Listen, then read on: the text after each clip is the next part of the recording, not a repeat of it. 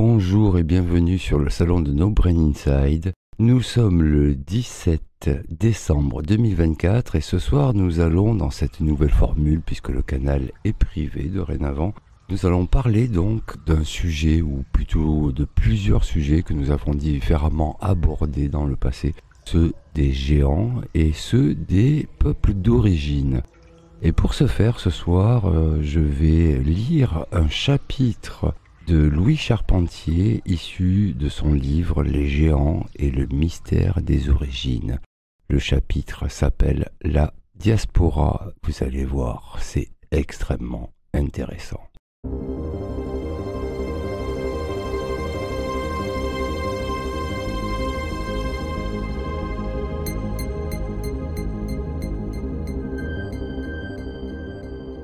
Comme toute chose, les civilisations sont mortelles, et celle qui fit l'élevage et la culture mourut. Elle mourut d'un cataclysme tellement brutal, terrible et universel qu'il en est demeuré dans la mémoire de tous les peuples sous différentes formes, dont la plus générale a été la submersion du monde. Qui peut savoir ce qui demeura des hommes, des animaux, des biens, des sciences après ce cataclysme ? La préhistoire en a conservé la trace dans ce fameux hiatus qui sépare les âges de la pierre taillée du néolithique. Il fallut alors que ceux qui avaient conservé quelques teintures des sciences anciennes entreprissent une reconquête. Là où ils se trouvaient, là où ils étaient dispersés, et cette reconquête fut longue puisqu'elle se chiffre en millénaires et qu'elle ne put certainement être réalisée en dehors des primitifs survivants des contrées de dispersion qu'il fallut plus ou moins subjuguer puis instruire. Cette dispersion et cette difficile reconquête, nous la trouvons inscrite sur le sol par les monuments mégalithiques et plus spécialement ceux du type dolmen. Ces monuments, dont la répartition s'étend de l'extrême occident à l'extrême orient, ont entre eux trop de similitudes pour ne pas procéder d'une conception unique. Et cette conception unique implique unité d'origine. D'après Fernand Niel, on les trouve en Asie, en Corée, dans la partie orientale, c'est-à-dire maritime, dans l'île de Kangwa, au nord de Séoul. L'un d'eux possède même une table pesant 600 tonnes, ce qui ne saurait être le travail de peuples primitifs. Déplacer et ériger une pierre de 600 tonnes demande de remarquables ingénieurs. Il en est aux Indes, au Décan, où il serait au nombre de 2200, dans le Pendjab, dans le Pakistan oriental, à Ceylan, en Assam. Toujours en Asie, on en retrouve au Caucase, en Transjordanie, dans la région qui s'étend d'Assam au mont Nebo, dans la Dramaout. En Afrique, il en existe pratiquement dans toute l'Afrique du Nord, dans la partie occidentale du Maroc, aux environs des Beni Snassem, à Ain Sihala, à Marrakech, dans le Souss, à Taza, puis en Algérie et en Tunisie. Il en est en Égypte, dans le désert d'Edfou, en Abyssinie, dans les régions montagneuses du Harar. Il en est au Soudan, au Sénégal, où un cromlech porte le nom de tombe du roi. En Europe, enfin, et principalement en Europe occidentale, où ils sont innombrables. En Suède, le long de la bande maritime descendante de la Norvège, à Malmö, tout au long de la Baltique. Il n'en a pas été trouvé en Europe centrale, mais il en existe en Crimée et en Bulgarie, en Thrace, dont une concentration d'une 50aine au nord d'Andrinople. Il est immédiatement lisible que tous sont peu éloignés de la mer et de fleuves navigables, ou bien installés dans des régions de haute montagne, non loin de la mer. Aucun en Asie centrale, aucun en Afrique centrale, aucun en Europe centrale. La signature maritime est formelle, tout autant que l'unité d'origine. Il s'agit donc des réalisations d'un peuple de marins, et comme la probabilité veut que la plus grande densité corresponde à la plus grande proximité du lieu d'origine, cette densité étant la plus grande près des côtes atlantiques, l'origine est logiquement occidentale. Cependant, on ne trouve pas en ces lieux de dispersion des dolmens traces d'une race commune, ce qui pourrait sembler étonnant si la légende n'apportait quelque explication à ce fait. Il nous faut revenir aux Hespérides. Celles-ci étaient trois filles d'Atlas qui possédaient le jardin aux pommes d'or, une noire, une rouge et une blanche. 3 tribus, personnification des 3 races de couleurs différentes, Et le jardin, le trésor du savoir, leur était commun. Au moment du cataclysme qui dévasta tout, il y eut obligatoirement dispersion, qui d'ailleurs avait peut-être déjà été ébauchée sous forme de cette colonisation des deux rives de l'Atlantique dont parle Platon. Le fait qu'il y ait 3 filles de couleurs différentes montre que si le trésor était commun, il existait une certaine ségrégation, et l'on peut se demander si la dispersion n'a pas été, au moins dans ses grandes lignes, accomplie selon un ordre préétabli. Nous retrouvons en effet les traces d'Atlante noire, d'Atlante rouge et d'Atlante blanc. Il existe encore maintenant en Afrique, aux Indes, en Amérique du Sud, des peuples noirs qui ne sont nullement négroïdes. Par exemple les Peuls, qui ont laissé des traces au Sénégal, où sont encore des ensembles d'oléméniques. Les Arantines, éparses dans le Touat, et le Gorara, que Robert Chauvelot a décrit comme ayant le teint plus clair que les nègres. Les cheveux lisses, le front droit, les yeux en amande, écartés, le nez aquilin et non épaté, les lèvres minces, ayant des attaches fines. Ils sont ciseleurs et bijoutiers. Il en est d'autres au Zambèze, où sont encore les ruines de villes mystérieuses, et enfin en Éthiopie, où se trouvent également des ensembles mégalithiques. Et d'où est vraisemblablement partie la colonisation de l'Égypte par les pharaons, le mot signifiant, paraît-il, forgeron. D'après Brémond, dans le sud-ouest du Yémen et dans l'Hadramaout, sont de vieilles populations apparentées aux Éthiopiens qui ont, chose curieuse, des rapports encore inexpliqués avec les tribus berbères de l'Atlas marocain, quant aux musiques, chants et danses. Il serait incompréhensible sans cette dispersion que l'on retrouve des rouges aussi bien en Amérique que dans le bassin oriental méditerranéen. Il y a les Gomaras, les rouges, dans la région de la ville sainte de Chaouen, dans le Rif. Le mot phénicien signifie rouge, et les Phéniciens ont occupé autrefois tous les bords de la mer Rouge, dont la côte de l'Asie proche orientale et nombre d'îles comme Milet, la Crète, les Égyptiens appelaient les Crétois Keftiu, et les représentaient imberbes à peau rouge comme les Phéniciens. Ce fut un peuple marin et l'on retrouve également chez eux des mégalithes. La tribu blanche, celle qui paraît plus particulièrement liée à Anté, sa femme Tingis et la Blanche, se répandit vers l'Europe jusque vers l'extrême nord et la Sibérie. Ils couvrirent ou firent couvrir les territoires où ils demeurèrent de mégalithes. Ce sont eux sans doute qui devinrent nos géants. Cette diaspora, cette dispersion volontaire ou non par les cataclysmes mène les tribus atlantes dans tous les pays du monde. Et toutes les légendes des origines convergent vers les faits rares que nous connaissons. Et partout se retrouve le même thème de l'homme sauvé des eaux ou bien chassé. La légende la plus connue est certes celle de la Genèse, un paradis éden qui ressemble fort à Ande, dont les habitants, dont l'Adam, sont chassés vers l'est après avoir mangé du fruit de l'arbre de la science. Une autre légende s'y superpose, celle du marin sauvé des eaux après avoir construit un bateau. Noé éleveur qui sauve son troupeau et jardinier qui plante la vigne. Parallèlement, en Amérique du Sud, le premier homme fuit également un déluge, mais il le fuit vers l'ouest. Lui aussi est savant et il se réfugie dans les Andes.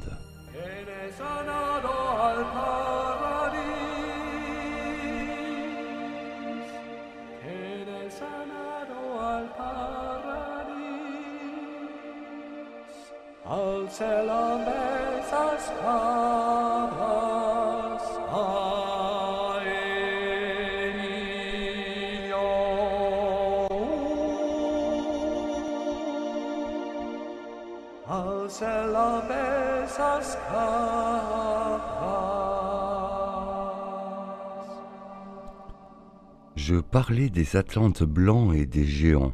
En effet, une chose est remarquable. Hercule, dans les terres d'Occident, hors les Ligures, ne rencontre que des géants. Guérion et son bouvier, dans leur île atlantique. Cacus, sur les bords du Tibre, qui tente de lui reprendre le troupeau de Gérion. Et Anté, dans sa Tingitane. De vrais géants ? Cela, c'est sans doute le grossissement légendaire. La mythologie qui rapporte des événements extrêmement lointains dit bien que, après leur guerre avec les dieux, les titans vaincus avaient été relégués dans une île de l'océan. ce qui ressemble fort à l'Atlantide du prêtre de Saïs. Mais celui-ci, parlant des Atlantes, ne les présente pas comme ayant une taille extraordinaire. De plus, Hercule est certes un homme fort qui a à son actif quelques exploits sportifs, mais pour étouffer un géant, un vrai, il y a une certaine marge. Le gigantisme doit être relatif. Le petit Navarrais, qui va se promener dans les terres scandinaves, où le mètre 90 de taille humaine est chose courante, peut bien dire, pour faire image, qu'il se trouve chez une race de géants. Les relativement petits latins de Jules César attribuaient une taille gigantesque aux Gaulois et aux Germains de stature nettement plus élevée que la leur.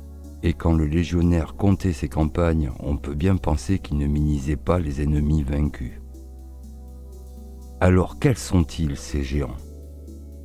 Vraisemblablement des gens de grande taille, peut-être même de très grande taille, mais ne serait-ce pas tout simplement Anté et son peuple qui a été ainsi désigné ? Le mot même de géant n'aurait-il pas sa source dans Anté ? Et cela malgré ou conjointement avec les gigantos grecs. Ce qui me porterait à le croire, c'est que le folklore occidental, qui a gardé beaucoup de géants dans ses contes, ne les présente pas en quelque sorte au singulier, mais comme appartenant à une race gigantesque. Ils ne sont pas des singularités de la nature, mais appartenant à une ethnie. Il y avait une fois un géant qui... Et le conte ne les rend pas particulièrement sympathiques. Les relations n'ont pas dû être toujours cordiales. Mais peu importe, il est des dolmens que la tradition désigne comme des tombeaux de géants. Or, au Portugal, les dolmens sont encore appelés des antas, tombes du géant ou construction du géant. Cela revient au même. Mais voilà bien le géant lié à Ante.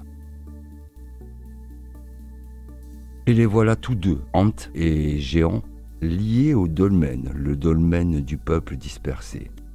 Et si cette Ante n'apparaît plus guère dans la péninsule ibérique qu'en Andalousie et dans les Antas du Portugal, on le retrouve plus souvent en France. Tout d'abord, on retrouve au moins un lieu Ante près de Chartres. Et, il me semble-t-il, bien d'autres dans la déformation tout à fait classique du mot géant par palatilisation, les lieux Jean, J-E-A-N. Et ceci abonde, quelle que soit la graphie. Ce nom de Jean est souvent accolé à un nom patronymique qui pourrait laisser supposer qu'il s'agit d'une parcelle appartenant au possesseur de ce patronyme, prénommé Jean. Mais on ne retrouve dans ce cas ni de Pierre ni de Paul. Et le pays alors n'était peuplé que de Jean et de Jacques. On pourrait penser à un patoisement du mot champ, ce qui serait plus acceptable si ce nom appartenait également à des rivières comme la Jean-Varenne près d'Issoudun. De plus, ces lieux-dits Jean se trouvent généralement concentrés, ce n'est pas absolu, dans et autour des domaines de Lugh, donc des concentrations mégalithiques dont je parlais précédemment. La graphie peut d'ailleurs être, comme c'est je pense le cas, par exemple pour Jansac qui est un lieu Jean. Il faut aussi remarquer que les peuples amérindiens, gardant le souvenir de visiteurs barbus, à la peau blanche et aux yeux bleus, les appelaient Shan. Je n'ignore pas que tout cela est conjectural, je tenais cependant à signaler cette particularité de certains noms de notre territoire. Et le cos Méjean me semble un exemple de poids. Il n'en reste pas moins qu'Hercule, se déplaçant en Occident, ne rencontre que des ligures et des géants. Même si gère sur les gens, J-E-N, les géants restent. Et les deux géants qui se promènent dans le légendaire gaulois, l'un vivant et bienfaisant, les frictions sont oubliées, Gargantua, l'autre mort et divinisé, Isauré. Gargantua, on ne le connaît plus que par son bon docteur François Rabelais, qui en écrivit le roman et présenta toute sa famille. Le grand-père Grand Gousier, sa grand-mère Gargamelle et ses amis, frère Jean des Entomeurs et Panurge. Mais pas plus que Grand Gousier, Rabelais n'a été le père de Gargantua. Gargantua est un personnage dont on ne sait plus l'âge. Henri de Tinville, qui l'a traqué à la piste, en a conté bien des choses d'après les dits et récits, et d'après les traces qu'il a laissées sur notre sol.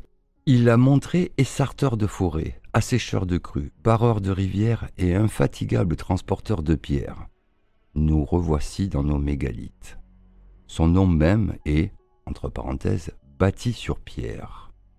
Le nom ancien de la pierre est Car, qui, dans le parler courant, devient également Gar, ou même Jar, J-A-R. Dans son nom, il y a Gar, il y a Gant et il y a Tua.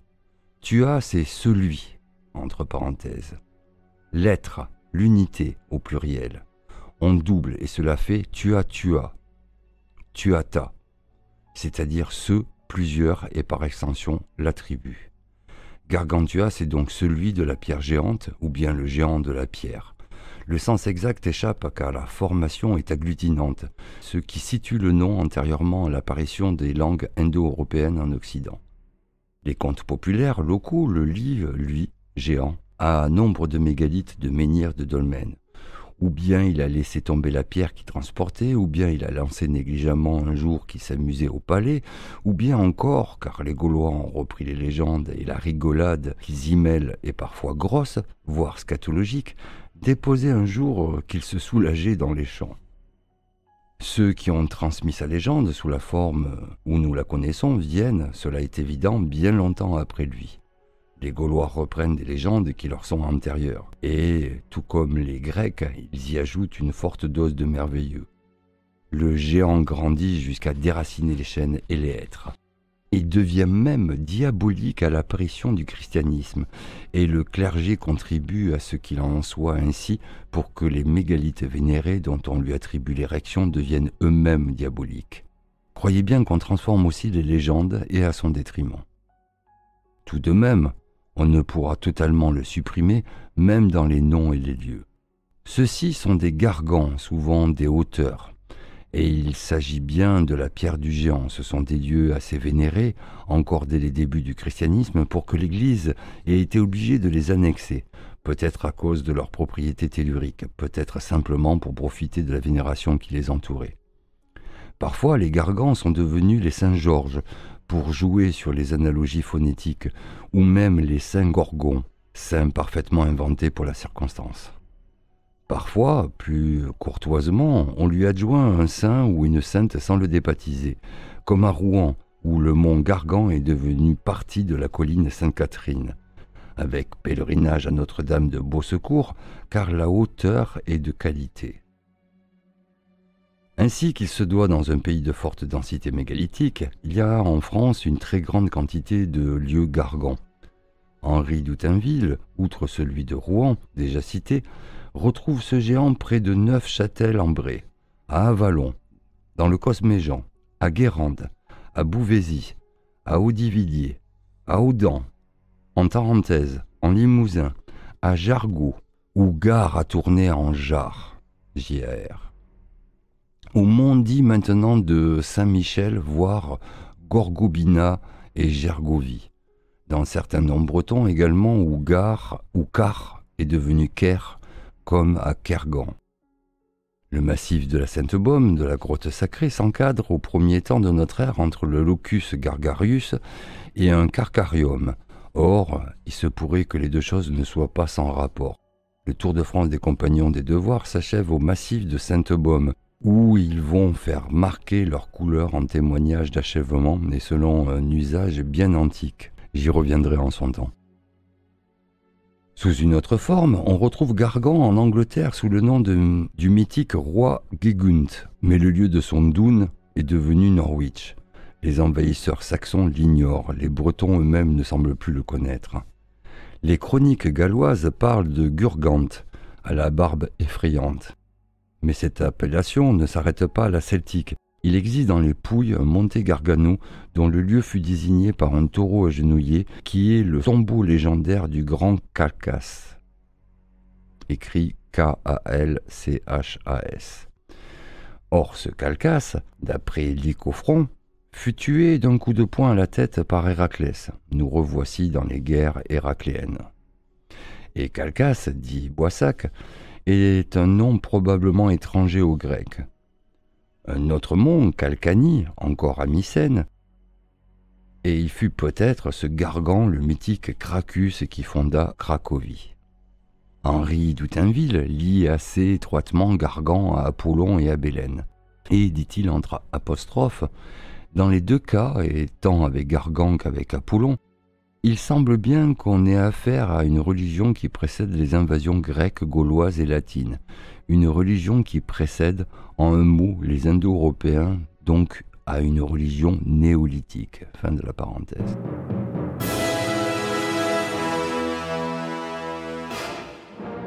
Je ne crois pas à propos de Gargan ou Gargantua qu'il se soit agi là d'une religion au sens général du terme. Même si la superstition aidant, on a quelque peu divinisé le géant. Il s'agit de légendes historiques. L'être, le géant de la pierre, n'est pas un dieu, c'est simplement un supérieur. D'ailleurs, dans les pays de vieille langue gaélique comme l'Irlande, ce Gant ne sera pas seulement attaché aux pierres, et, à tout bien considérer en France non plus, l'Irlande nous livre Morgan, le Gant de la mer, le navigateur qui est venu, l'homme de la mer. Il est savant et sa femme sera Morgane, fée ou sorcière, au choix. Fée pour les uns, sorcière pour les autres. Seulement avec le Gant, on palatalise, comme on dit en Sorbonne, et Gant devient Jean. Et nous voici revenus à nos Jean, J-E-A-N, que je tiens de plus en plus pour avoir été primitivement de grands Antès. Platon parlait d'une colonisation atlantéenne antérieure à la catastrophe qui submergea l'Atlantide.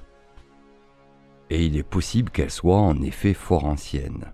Georges Poisson, étudiant l'Atlantide devant la science, est partisan de l'origine atlantide de l'homme de Cro-Magnon, Homo sapiens du Paléolithique, de haute taille et répandu, paraît-il, en Espagne, en France et en Angleterre.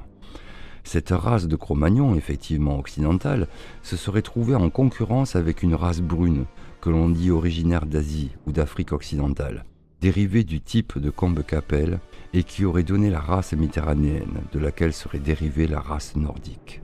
Cette race de Cro-Magnon, Verneau la retrouve au Mésolithique, en Espagne, vers Oviedo sur la côte cantabrique, et il en serait resté des descendants jusqu'à l'âge de bronze. Enfin, les squelettes ganches, des Canaries, en seraient des types presque purs. Cette race serait surtout localisée près des rivages atlantiques.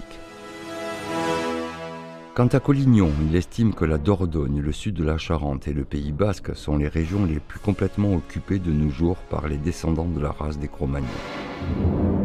Cottevielle-Giraudet retrouve encore cette race de nos jours parmi les Andalous, les Berbères et les Irlandais. Tout cela est peut-être vrai, encore que j'ai quelques méfiances à l'égard des races trop préhistoriques dont on ne possède que quelques morceaux de squelettes et dont on date l'existence d'après des objets qui pouvaient aussi bien se trouver là quelques dizaines de millénaires auparavant. Une chose est cependant à retenir, cette persistance d'une race, Cro-Magnon ou non, au Maroc, en Andalousie, en Pays basque, en Charente, en Irlande, et l'ancienneté de cette race. Et, à tort ou à raison, je vois dans ces Atlantiques, qui venaient peut-être d'Atlantide, des Antès, des géants, des gens, J-E-N. Indication supplémentaire et précieuse, la mythologie basque conserve le souvenir d'un maître de la nature sauvage qui inventant l'agriculture et la métallurgie tout en restant homme des bois, gardant les cheveux longs. Baxar Raoun. B-A-X-A-J-A-U-N.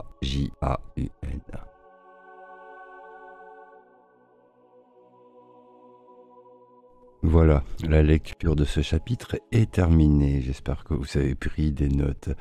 Alors, un petit peu de lexicologie. J'ai cité à plusieurs reprises le mot dune ou dune, D-U-2-N.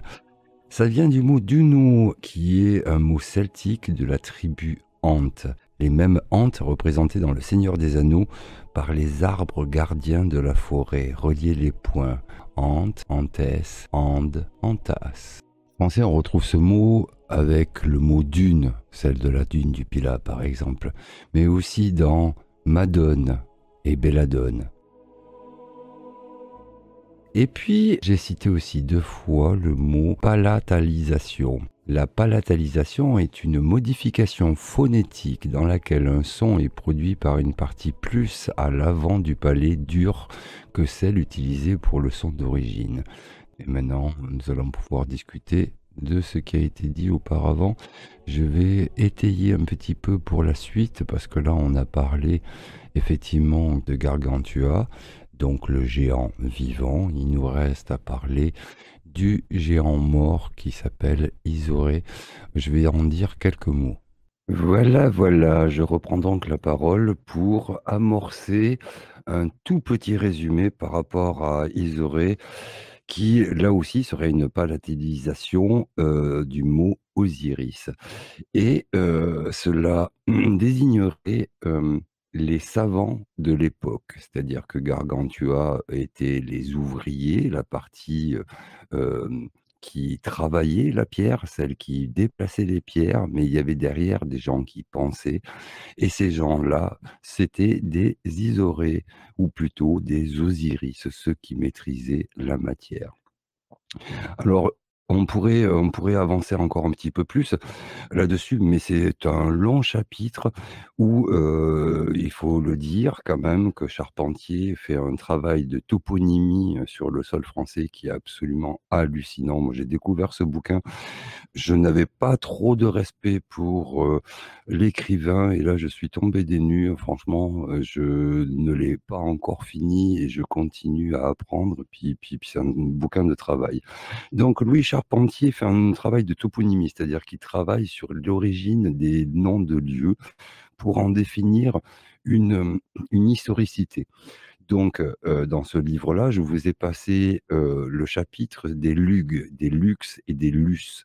Lusignan, Luxembourg, et tutti quanti, il y en a plein le sol français. Et en plus de ça, Louis Charpentier fait un travail de repérage, c'est-à-dire que chaque fois, il prend une carte de France, il fait un point à chaque fois qu'il trouve un nom qui correspond à l'origine étymologique, toponymique, qui l'intéresse. C'est-à-dire que là, pour les lugues, donc la lumière en celte, il a repéré tous les lieux sur le sol, tous les lieux en hante, en jarre, en gare, en gante. Ça, je viens de vous le citer. Et après, pour Isoré, il fait exactement le même travail en passant par Issoire, par une multitude de noms jusqu'à Gisors, qui là nous intéresse un petit peu plus spécifiquement puisqu'il y a eu pas mal d'écrits sur ce château-là. Je voulais aussi revenir sur le mot dune ou dune, D-U-2-N. Il s'agit à chaque fois de 2 petits monts qui, pourraient ressembler ou à une enceinte, c'est-à-dire une première enceinte et une seconde enceinte intérieure, donc 2 petits monticules. Et c'est pour ça qu'on appelle, les femmes, les belladonna, la belle dame, parce qu'elle a de beaux seins, elle a 2 monticules qui sont représentés. C'est resté quand même dans la langue française et ça désigne quelque chose. Alors il y a des lieux, dont Dona par exemple, en Grèce qui a été, beaucoup prié et vénéré alors que c'est un dieu, celte. On pourrait encore parler beaucoup de tout ça, c'est très, très, très intéressant. Mais on en revient à cette origine, donc je vais le repréciser. D'après Charpentier, il y a eu donc une première colonisation de nos territoires à l'époque du néolithique, donc à l'âge de pierre.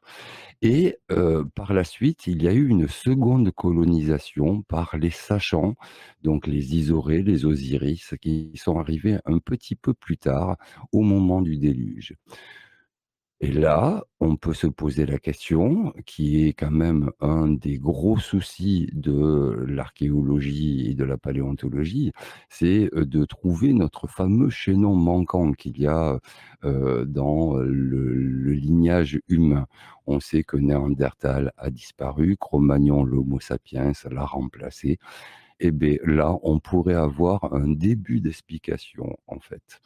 Et là, ça devient très, très intéressant. Donc lui, Charpentier ne va pas jusque-là, mais il y a quand même quelque chose à retenir de tout ça. Plus loin, donc dans le futur, nous aborderons différents, chapitres de ce livre, dont celui d'Isoré, mais surtout après nous allons parler du jeu de loi, parce qu'en fait, le jeu de loi et Osiris, loi et Osiris, c'est un symbole et ce symbole est représenté sur le sol français.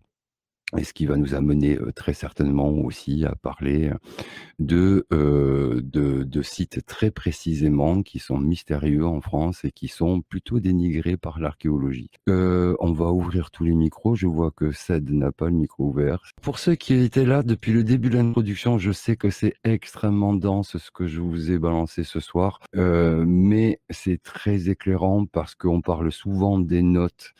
C'est un des grands mystères français, c'est à l'origine de Notre-Dame, c'est à l'origine d'une multitude de choses. Donc on parle bien de ces fameux constructeurs qui remontent au néolithique, alors en sachant pertinemment que même si on arrive à définir, allez, heu, on va dire non précisément, les dolmens et les menhirs, il se peut que l'on se trompe largement sur les datations et que cela nous fasse remonter beaucoup plus loin.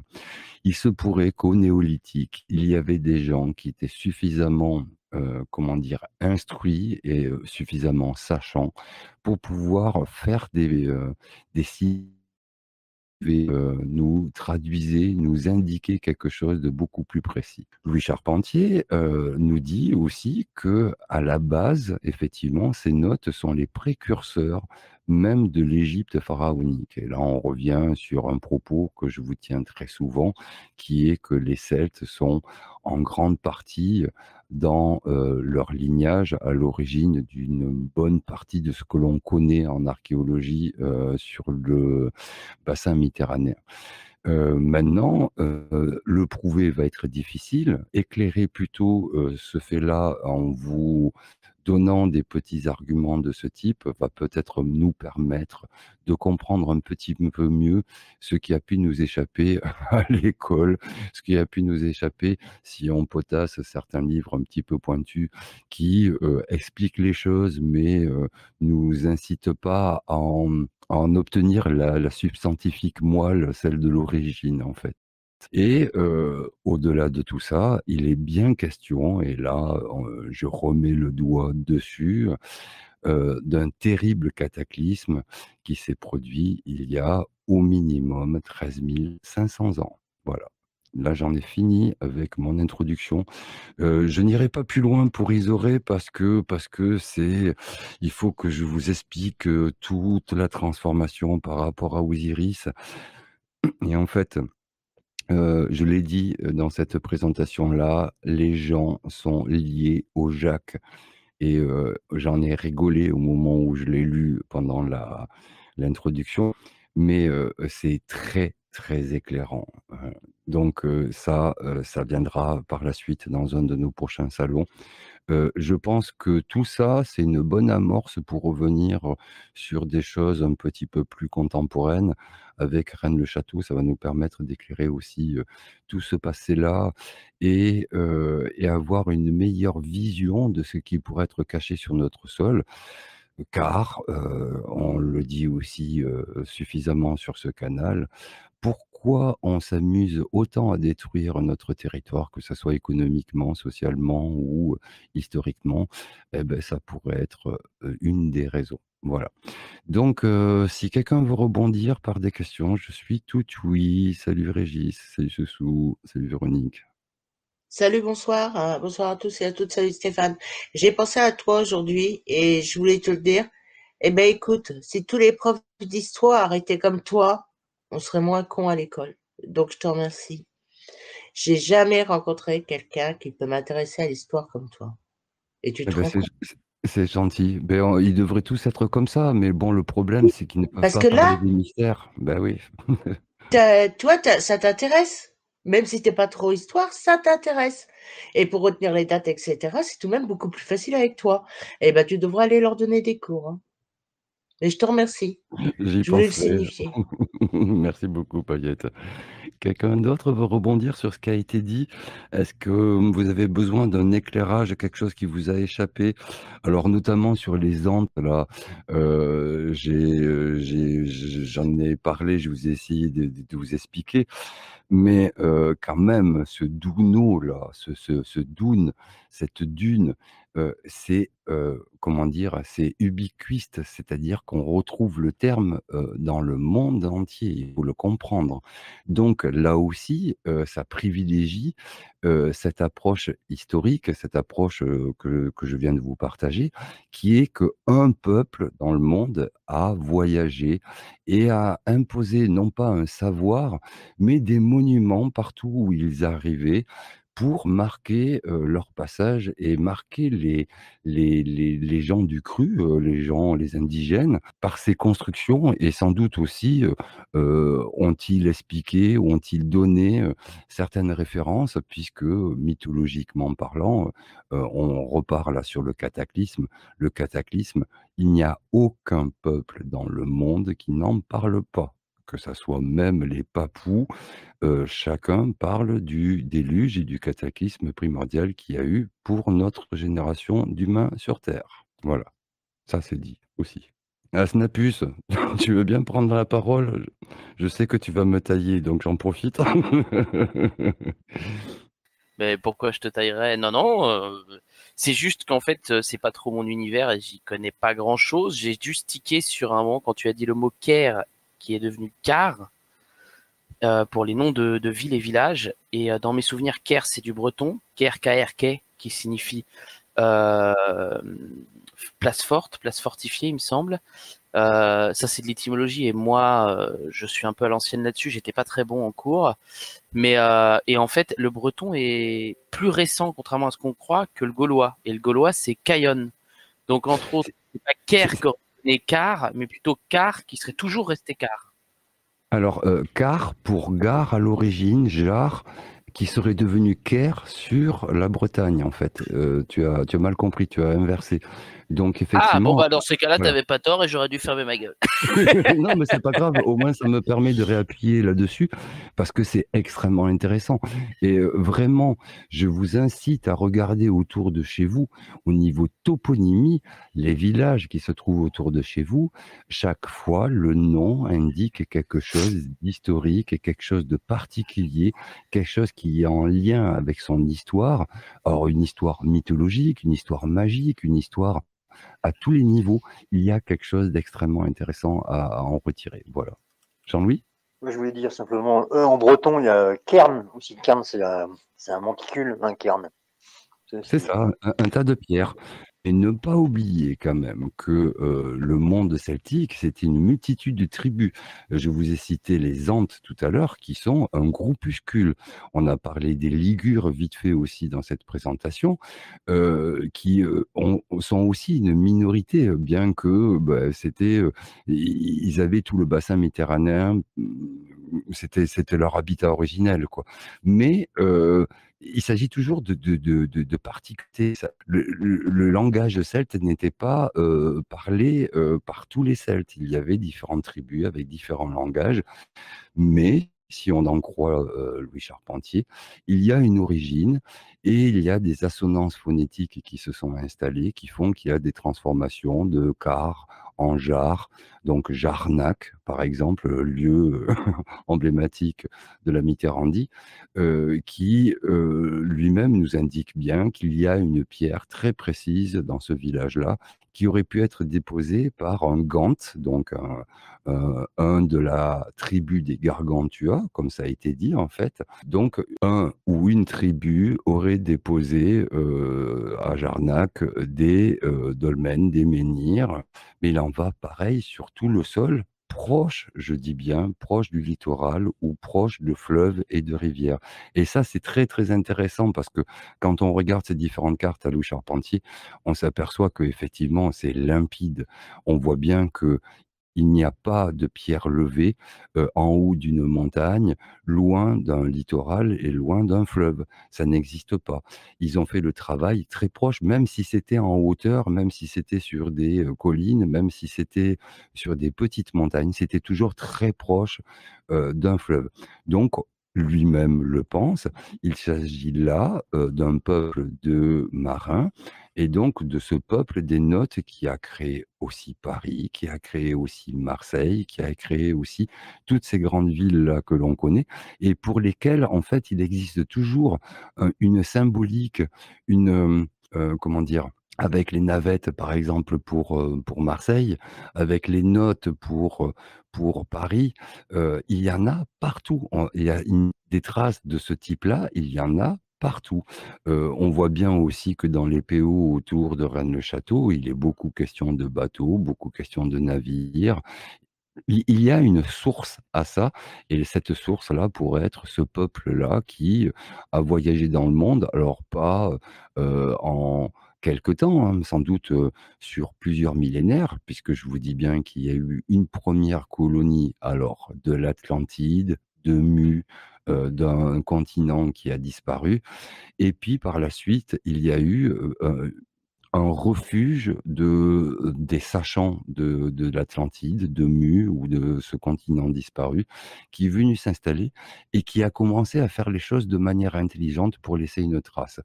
Et donc, on a souvent ici, parlé de Quentin Leplat qui fait une étude, de tout ce qui est monolithique en France, de toutes ces, de tous ces lieux où il y a des pierres levées. Il y a une intelligence absolue derrière tout ça et cette intelligence-là, il fallait être sacrément, comment dire? Un sacré intellectuel, un sacré sachant pour pouvoir le faire dès l'époque. Sans parler de la manière de le faire, c'est-à-dire comment on déplace des pierres qui font 300 tonnes, comment on les déplace sur, des fois, quelques dizaines de kilomètres, voire des centaines de kilomètres. Et là, ça commence à devenir complètement fou. Nous, en tant que, humains occidental du 21e siècle, on ne peut pas entendre ça. Dans le passé, ça n'est pas possible. Donc on préfère ignorer et les prendre pour des primitifs, ces gens-là. Je me disais que là, je viens juste de finir le pape des escargots, là, ça ne change pas de registre, hein, impeccable. Hein, Et c'est marrant parce que lui-même le dit en fait. Avec l'histoire de Gazette, on va pas en parler, histoire que si des gens veulent le lire, ce livre, mais lisez-le, c'est un bouquin initiatique, c'est un roman fabuleux. Parce que la vie de Gazette, qu'il balance, notamment à un moment donné à une femme, pensant qu'elle ne l'écouterait pas et qu'elle ne retiendrait pas l'histoire, est juste hallucinante. Et ça retombe sur ce que je viens de dire, effectivement. Clairement, il y a une origine et que cette origine s'est perpétuée jusqu'à la construction des cathédrales. Et là, on parle des Jacques. Donc les Jacques sont les constructeurs. Les Jacques sont les frimaçons, sont les compagnons du devoir. On les appelle toujours les Jacques. Ben moi, je Donc là, savais pas s'appeler Jacques. c'est pour ça qu'à un moment donné, je rigole dans la présentation, je dis, il n'y a sur notre sol que des Jean et des Jacques, il y a très peu de Paul ou de Robert. Effectivement, les gens géants sont une origine très spécifique, beaucoup plus vieille que les Jacques qui sont beaucoup plus proches de nous. Mais les Jacques, oui, ce sont les constructeurs. Le temple de Comment ça Salomon s'écrit? a été construit comme tu l'écris, Jacques, Ah bon? comme le prénom, voilà. Alors, si je fais des recherches, je marque Jacques et je Tu- marque tu- quoi en dessous? Alors, franc-maçon? Non, non, tu écris les Jacques, Les définition, tu vas Jacques. voir. Ouais, je Ah, pense ok. que tu vas trouver sur quelque chose d'intéressant. Je savais pas que ça s'appelait Jacques. Ça, je le sais. J'ai pas le souvenir de ça. Merci. Alors, les deux piliers du temple de Salomon, hein, Joachim et Boaz, Jacques et Boaz. C'est pour ça que c'est très intéressant comme sujet, ça va très très loin. Et qu'il faut qu'on aborde ça pour mieux comprendre ce qui se passe à l'heure actuelle. N'hésitez pas à rebondir. Je vous écoute. Je vais me permettre de rebondir, ça te dérange pas? Juste, Ben, je t'en prie. tu as l'air d'être assez fort en tout ce qui est connaissance des noms, en l'occurrence des lieux, de la toponymie. Est-ce que tu as déjà vu quelque chose qui s'appelait aller quelque chose et qui finisse par s'appeler Ali ensuite, en toponymie en France? Non, mais c'est tout à fait probable.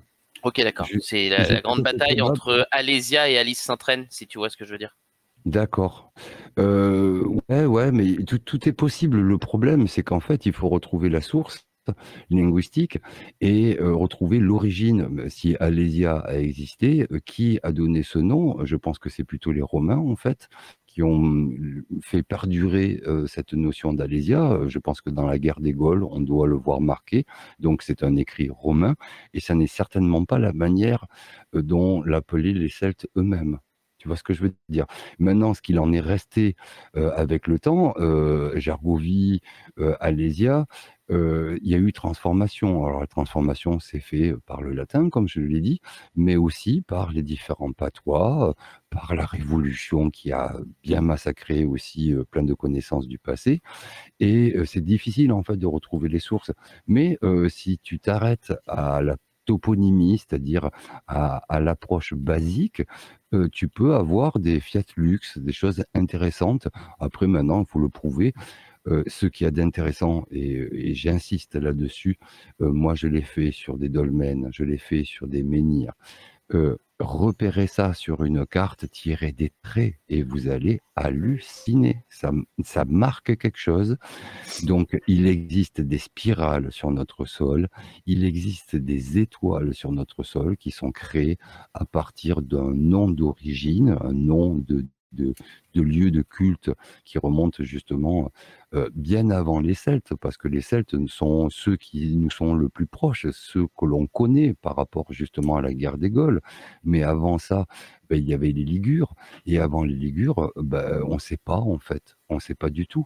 Et là, on remonte au néolithique, on remonte à une période où n'existait pas l'écriture, soi-disant, n'existait pas le langage, soi-disant, et c'est très difficile, là, ça reste vague.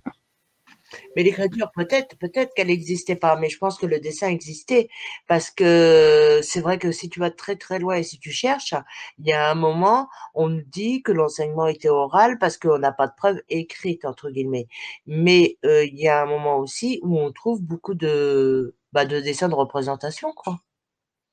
Là, je vous parle de choses qui sont sur le territoire de l'Hexagone, c'est-à-dire que ils ont travaillé eux-mêmes. Alors, me demandez pas pourquoi, comment, il y a quelque chose qui m'échappe là-dedans, mais comme c'était des sachants, on peut présumer, et je vous ai déjà cité, hein, les druides connaissaient l'arrivée de Jésus-Christ sur le sol de la Galilée, donc encore un lieu celte, 150 ans avant qu'il arrive.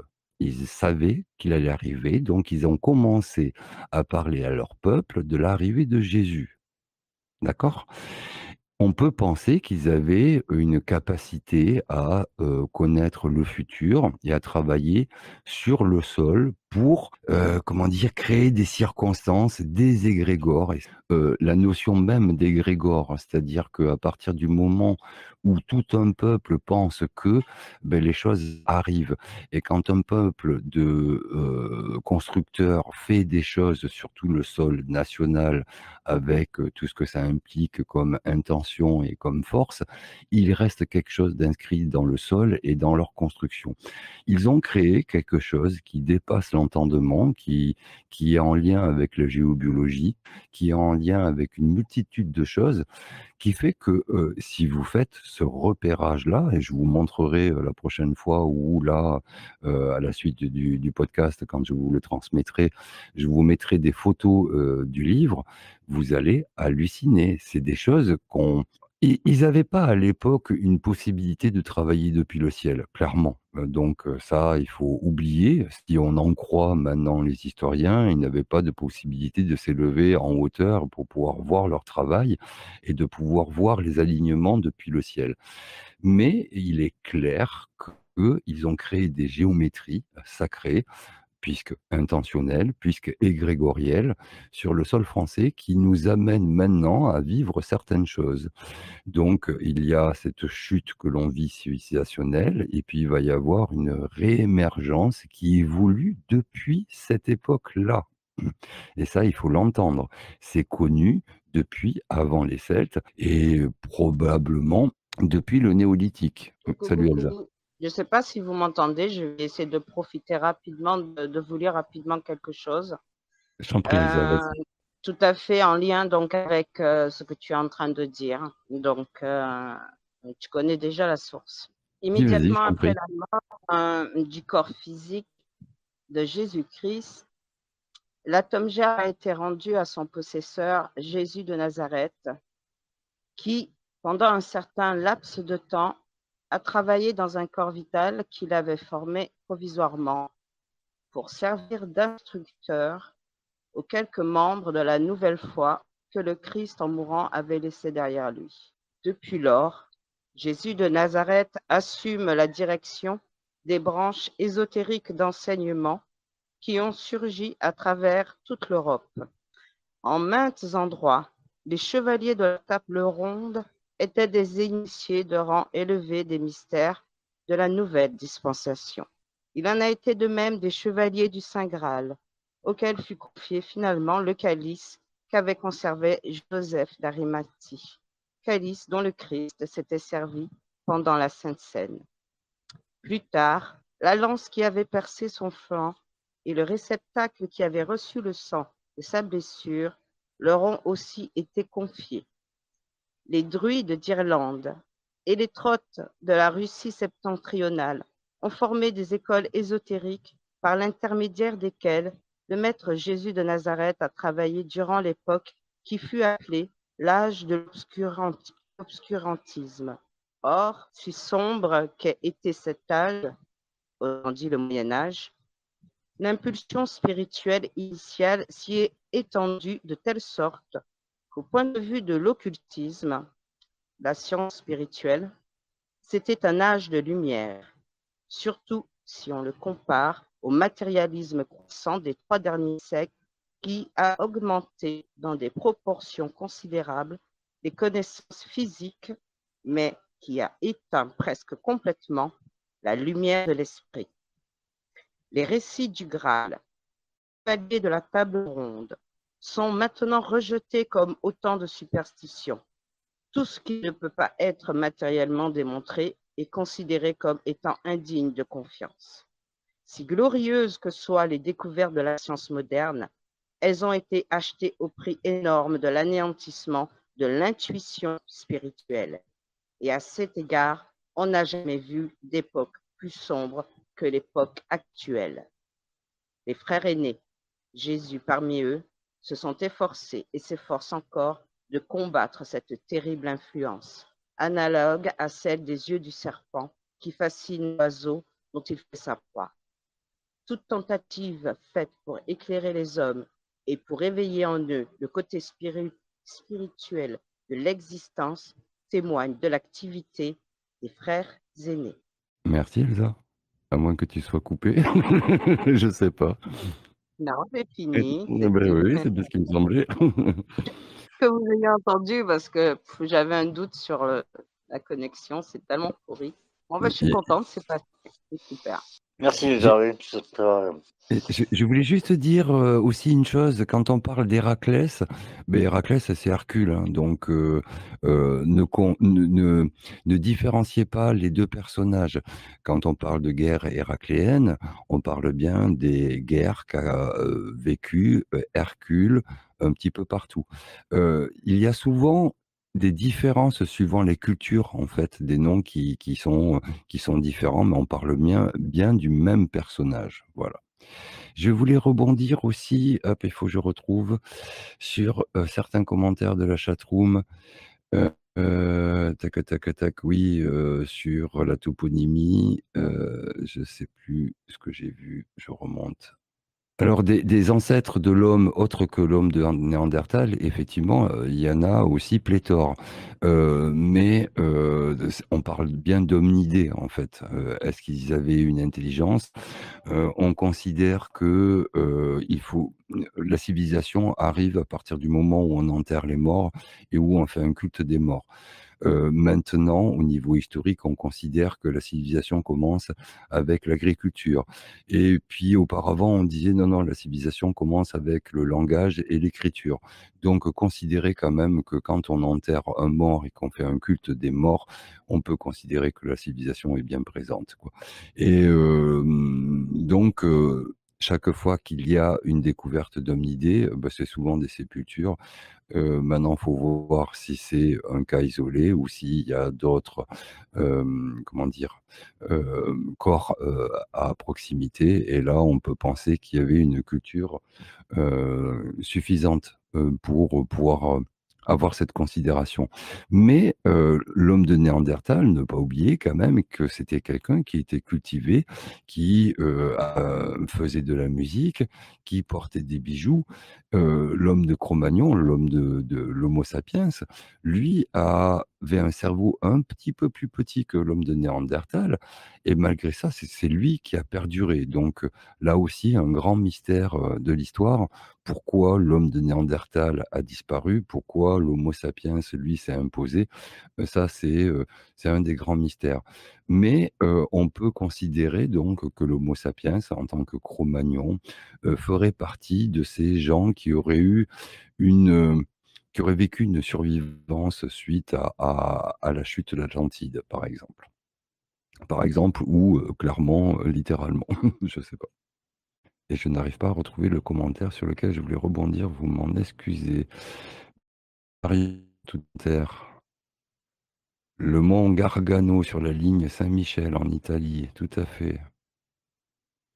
Et oui, et puis après, on va aborder justement ce jeu de loi qui est très très intéressant. Mais ça, c'est un chapitre entier aussi, c'est pareil. Et là, je vais le faire beaucoup plus lentement parce qu'il y a beaucoup de toponymie. Il va falloir que c'était très dense, je le comprends. Ce soir, notre pauvre Ced a pété un plomb, il est parti. Il n'a pas trop suivi. J'essaierai d'être un petit peu plus lent la prochaine fois pour, pour mon introduction. Donc la prochaine fois, on fait Osiris et j'attaquerai justement le jeu de loi ou loi sur la France. Ça Loi. va, hein, c'était entendable, hein, pas de problème, hein, moi non plus, je connais rien moi, en histoire et tout ça. Et ça va. Hein. Bah, je te remercie, Jean-Louis, de me rassurer. Alors On est tranquille. j'ai bien vu le commentaire de Ced, là. J'ai dit, ah, bon, bah, ouais, bah ouais. Ah bah, c'est pas facile parce qu'il faut visualiser aussi quand la personne elle parle. On n'a pas le livre sous les yeux et puis voilà, bon, je comprends en même temps. Donc le jeu de loi, c'était O-Y-E et effectivement, c'est en lien avec les cagots. Alors les cagots, serait-ce une survivance aussi de certains Jacques? Beh, on le saura tout bientôt. Bonsoir. Philippe. Je t'en prie, Philippe. Bon, au niveau historique, concernant les dolmens, ça, j'y connais rien. Bon, je découvre avec toi cette histoire. Par contre, au niveau énergétique, là, j'ai un peu plus causé. À savoir que tous les dolmens, alors il y a un champ de dolmens en Corse. Et si vous allez sur ma pastille, vous faites défiler les photos, la cinquième, c'en est un qui est au-dessus de Gaillac, un petit village au-dessus de Gaillac où j'allais me recharger énergétiquement. Et à savoir qu'ils sont telluriquement parlant tous reliés, un peu comme nos cathédrales. Pour combien de temps, je ne sais pas. Les cathédrales, peut-être qu'il va falloir les faire tomber par terre à un moment ou un autre. Mais ce sont des lieux chargés énergétiquement, et moi je l'aime recharger. Et ce dolmen-là, j'ai appris plus tard qu'il y en a un 100 mètres au nord de celui-ci, qui ressemble plus à un menhir, comme Obélix pouvait les porter.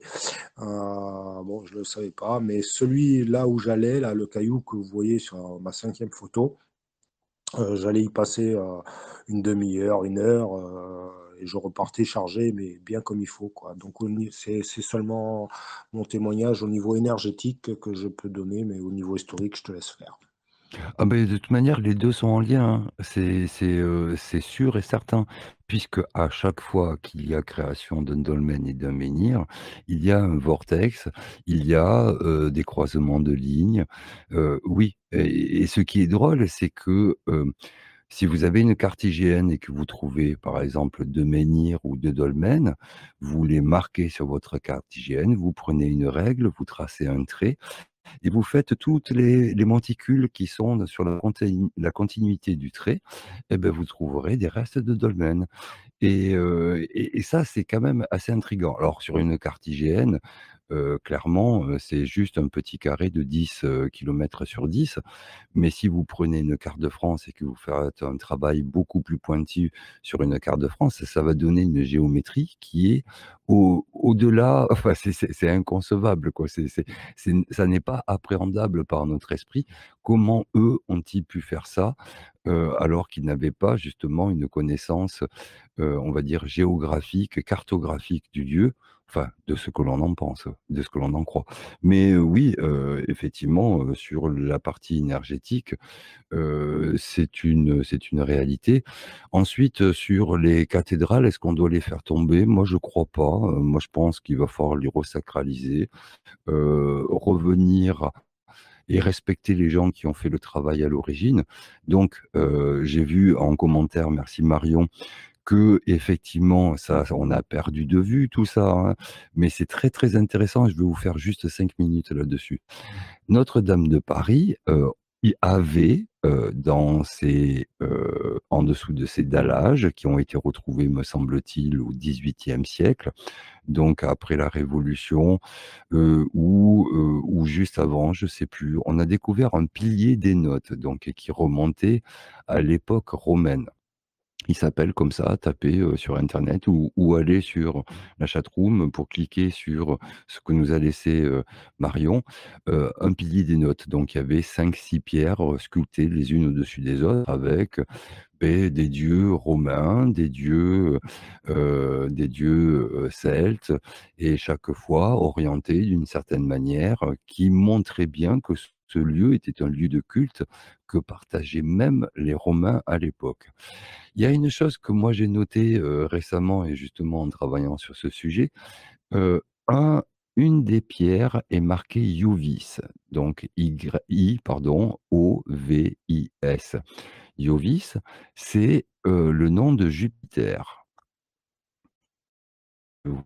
Grand écart justement, pas toponymique mais étymologique. Iovis, c'est l'origine de Louis. Donc on a eu une succession de Louis en France.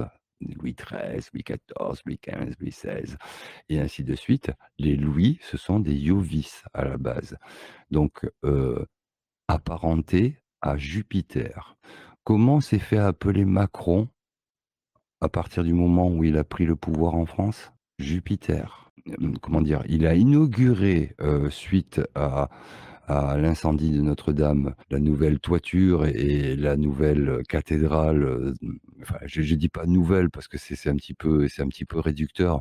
Il n'y a que la toiture qui a été refaite et puis ils ont fait un gros nettoyage. Bon, après, on va pas parler des ustensiles du sacerdoce qui ont été changés, mais bon, ça c'est clair, ça a été changé.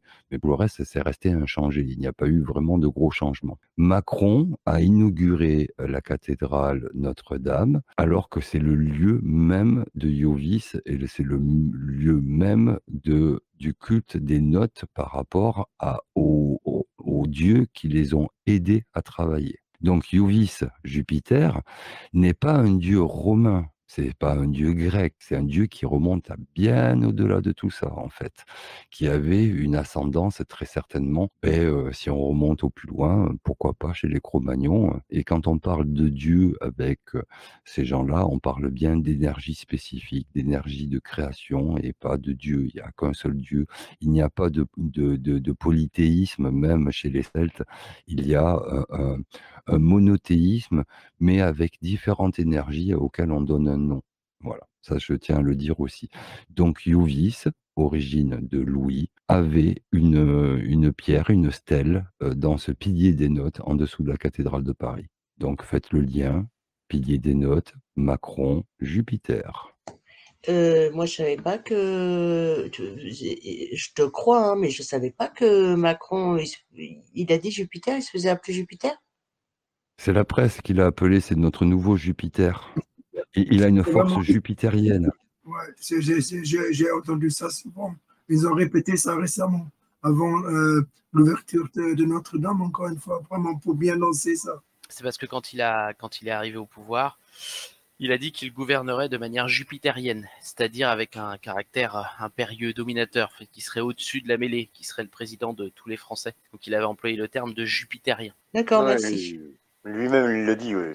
Il le dit qu'il se prend pour Jupiter. Et assez drôle d'ailleurs, il a évoqué ça après avoir vu l'Élysée quand il a pris sa fonction. Il faut savoir que le bunker nucléaire juste en dessous de l'Élysée, le bunker de commandement de frappe nucléaire de l'Élysée s'appelle le PC Jupiter. Ah ben Merci. bravo. J'ai pas dû l'entendre, ça, ou j'en ai pas le souvenir. Merci. C'est Sagittaire et c'est Jupiter, la planète maîtresse de ce signe. Non, c'est intéressant, hein. C'est intéressant de voir que même au-delà du symbole et au-delà de certaines dénominations, il y a un suivi historique, une espèce de synchronicité qui tombe pile poil. Donc, bon, ben voilà, en même temps que Jupiter, c'est la suite des Louis français, de la royauté française, avec les différents Louis. Arrive Macron, qui lui aussi prend à bras le corps cette lignée jupitérienne. Intéressant, non? Ouais, c'est intéressant, mais concernant ce triste roitelet qui essaye de faire une continuité, pour moi, je ne veux pas être méchant, mais celui qui porte l'accuse de Jupiter, c'est Brigitte, hein. On est bien d'accord. Mais bon, lui, il peut s'assimiler sans pour autant être similaire. Tu vois ce que je veux dire? Là, on est dans Enfin, l'ego, clairement, quoi. il s'assied dessus quand même, quoi. Donc, sur le sujet de ce soir, est-ce que quelqu'un veut rebondir? Est-ce que vous avez des choses à rajouter ou des incompréhensions à partager? Moi, ça fera un plaisir d'y répondre. Oui, tu as évoqué tout à l'heure le fait est que la plupart des pierres dressées, menhirs dolmens, se Oui. situent au port de l'eau. Est-ce que c'était une référence au fait du transport, selon ou juste parce que la civilisation qui les aurait bâtis serait une civilisation maritime et donc par définition ne se répandrait que en longeant les cours d'eau et fleuves. Et Deuxième solution. d'accord, ok. Donc l'idée c'est qu'elle, je prends l'exemple des Vikings, remonte un cours d'eau, ils créent une colonie et nous on y retrouve des milliers d'années plus tard la caillasse en fait. C'est ça l'idée en fait. C'est comme ça que C'est ça l'idée. Et Ok. peut-être que même au-delà de ça, en fait, ils ne restaient pas sur place. Ils ne faisaient que dresser des pierres pour aller un petit peu plus loin et redresser des pierres, c'était leur job. Et ils ont laissé dans... Mais donc, Vas-y, Jean-Louis. non, c'est juste que je voulais savoir que les druides, ça sera des descendants des Notes ou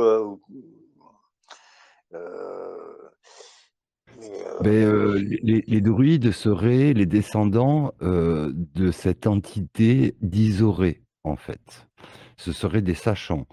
Je ne cesserai jamais de dire que les druides étaient des conseillers de tous les peuples méditerranéens. Il faut savoir que Pythagore a appris la géométrie et les mathématiques auprès des druides. Il faut savoir que Platon les connaissait bien, que tous ces grands philosophes, parce qu'au-delà des sciences, les druides maîtrisaient la philosophie. Tout à l'heure, je vous ai fait un petit discours un peu rapide sur les Antes, mais c'est extrêmement important. Dans Le Seigneur des Anneaux, ils sont représentés comme étant les gardiens des forêts, donc ces arbres qui peuvent se mouvoir et qui participent à la guerre contre, je ne me rappelle plus le nom de l'antagoniste, mais Sauron. Sauron, merci Matt. Non, Saruman. Ils n'affrontent pas Saruman. Sauron. Les Ents affrontent Saruman. Voilà, Saruman. Je vous invite tous à relancer les 3 épisodes qui durent chacun en version longue quasiment 4 heures. Si vous le lancez maintenant, on pourra en rediscuter vers midi demain. C'est très très intéressant parce que on en revient quand même toujours au fait que les druides ont fait le choix de travailler sur spéculatif et non sur la matière. C'est-à-dire que sur le territoire celte, sur le territoire gaulois, sur, je ne sais pas comment l'appeler en fait, que ça soit la Galilée, ou même jusqu'en Anatolie, puisque les Celtes sont allés partout. Ils ont travaillé, juste avec le bois et ça, c'est intéressant. C'est-à-dire que toute la technologie qu'ils avaient, tout ce qu'ils ont inventé, il faut savoir quand même que les Grecs ont récupéré, toutes les notions d'aqueduc aussi chez les Celtes. Les Celtes le pratiquaient avec du bois, faisaient des descentes d'eau jusqu'à leur village avec du bois, faisaient, de l'eau courante dans leur village avec du bois, là où les Romains, les Grecs et les Égyptiens ont pratiqué la pierre. Donc il y avait une approche qui était extrêmement écologiste de la part des druides. Peut-être parce que dans leur initiation, ils passaient 20 ans en forêt et que, au sortir de cette initiation-là, travailler la pierre n'était pas trop leur truc. Donc on différencie là encore une fois cet égrégore druidique qui serait les Isaurés, donc ce deuxième géant étant le frère de Gargantua, avec les gens, donc les Gantes, qui eux sont Gargantua et qui eux pratiquent justement la construction de monuments en pierre, qui fussent juste des dolmens en 4 bouts de pierre et un plateau sur le dessus. Heu, Ils ne font que ça, ils ne font que travailler la pierre rapidement parce que le travail celte est autour du bois et autour des métaux. Il faut savoir que les Celtes étaient les plus grands forgerons, que c'était les plus grands orfèvres, que tous les bijoux, les plus beaux étaient fabriqués sur le sol celte. Donc ils avaient aussi une pratique de minage, ils avaient aussi, hem mais pas ce travail de la pierre. Ça, c'est une certitude. Ce qui fait que très longtemps dans l'histoire et on voit bien que même, Uderzo et Goscinny ont beaucoup, balancé là-dessus. C'était des gens qui étaient primitifs, qui n'avaient besoin de rien. Ils vivaient de la pêche, de la chasse. Ils avaient des constructions qui étaient assez primitives, mais ils n'avaient pas besoin d'autre chose parce que tout leur travail était un travail intellectuel. Tous les druides avaient, dans leur obligation, la formation des jeunes. C'était eux qui ont inventé l'école, c'est eux qui disciplinaient les enfants, qui leur apprenaient, la stratégie. Antoine Vigal le dit souvent, par exemple, tous les gardes du corps qu'il y avait, sur le pourtour méditerranéen pour, les rois et les pharaons étaient tous celtes. Les Celtes étaient craints au possible.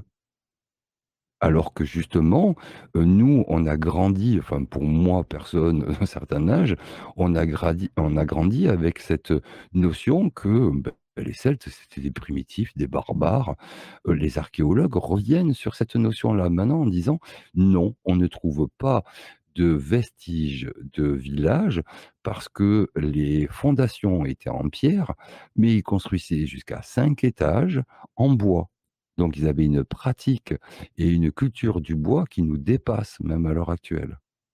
Alors si vous c'est quand même assez drôle de voir qu'ils pouvaient loger dans du bois, qui est une matière hautement sensitive quand même, il faut le savoir. C'est-à-dire que quand vous vivez dans un milieu de bois, vous êtes en lien avec l'énergie, de l'extérieur. Le bois est beaucoup plus transmetteur que la pierre de ce côté-là.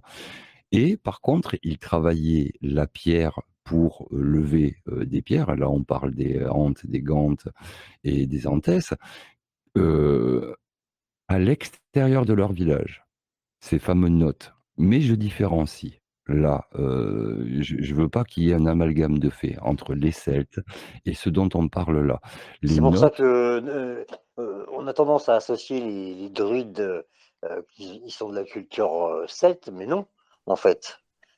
Les druides, ils étaient de base, ils n'étaient pas de culture celte de base. Alors, Oleg te dirait, ils avaient une culture hyperboréenne. Non, du tout. Parce que justement, l'hyperborée serait issue des notes et ça, Louis Charpentier, il met le doigt là-dessus, quoi. Il dit que, la culture hyperboréenne suit celle de l'Atlantide. Donc en fait, à la base, les druides ont une culture qui remonte à l'Atlantide et ça, on abordera ça avec le géant Isauré la prochaine fois. Voilà, et donc c'est en dehors de toute religion, de toute culture celte, et tout team, quoi, hein, de toute façon. Ah tout à fait, tout à fait. Mais là, il faut faire un gros nettoyage de cerveau, pour ne pas garder des restes qui puissent nous perturber. Il faut vraiment nettoyer l'ardoise et puis, repositionner ça, Bah, ce papier s'imaginer être sans tout ça, ouais, sans, sans l'apparition de la notion, comment dire, de Dieu, Jésus, tout le bordel là, et puis mais ils avaient un lien avec tout ça, ils avaient toujours une culture solaire, ça c'est clair, donc leur dieu était, leur dieu, ah, mais au singulier. c'était pas géré pareil. Ils C'était pas géraient géré pareil. pas Du le. tout, du tout, du tout, du tout, ça c'est clair. Et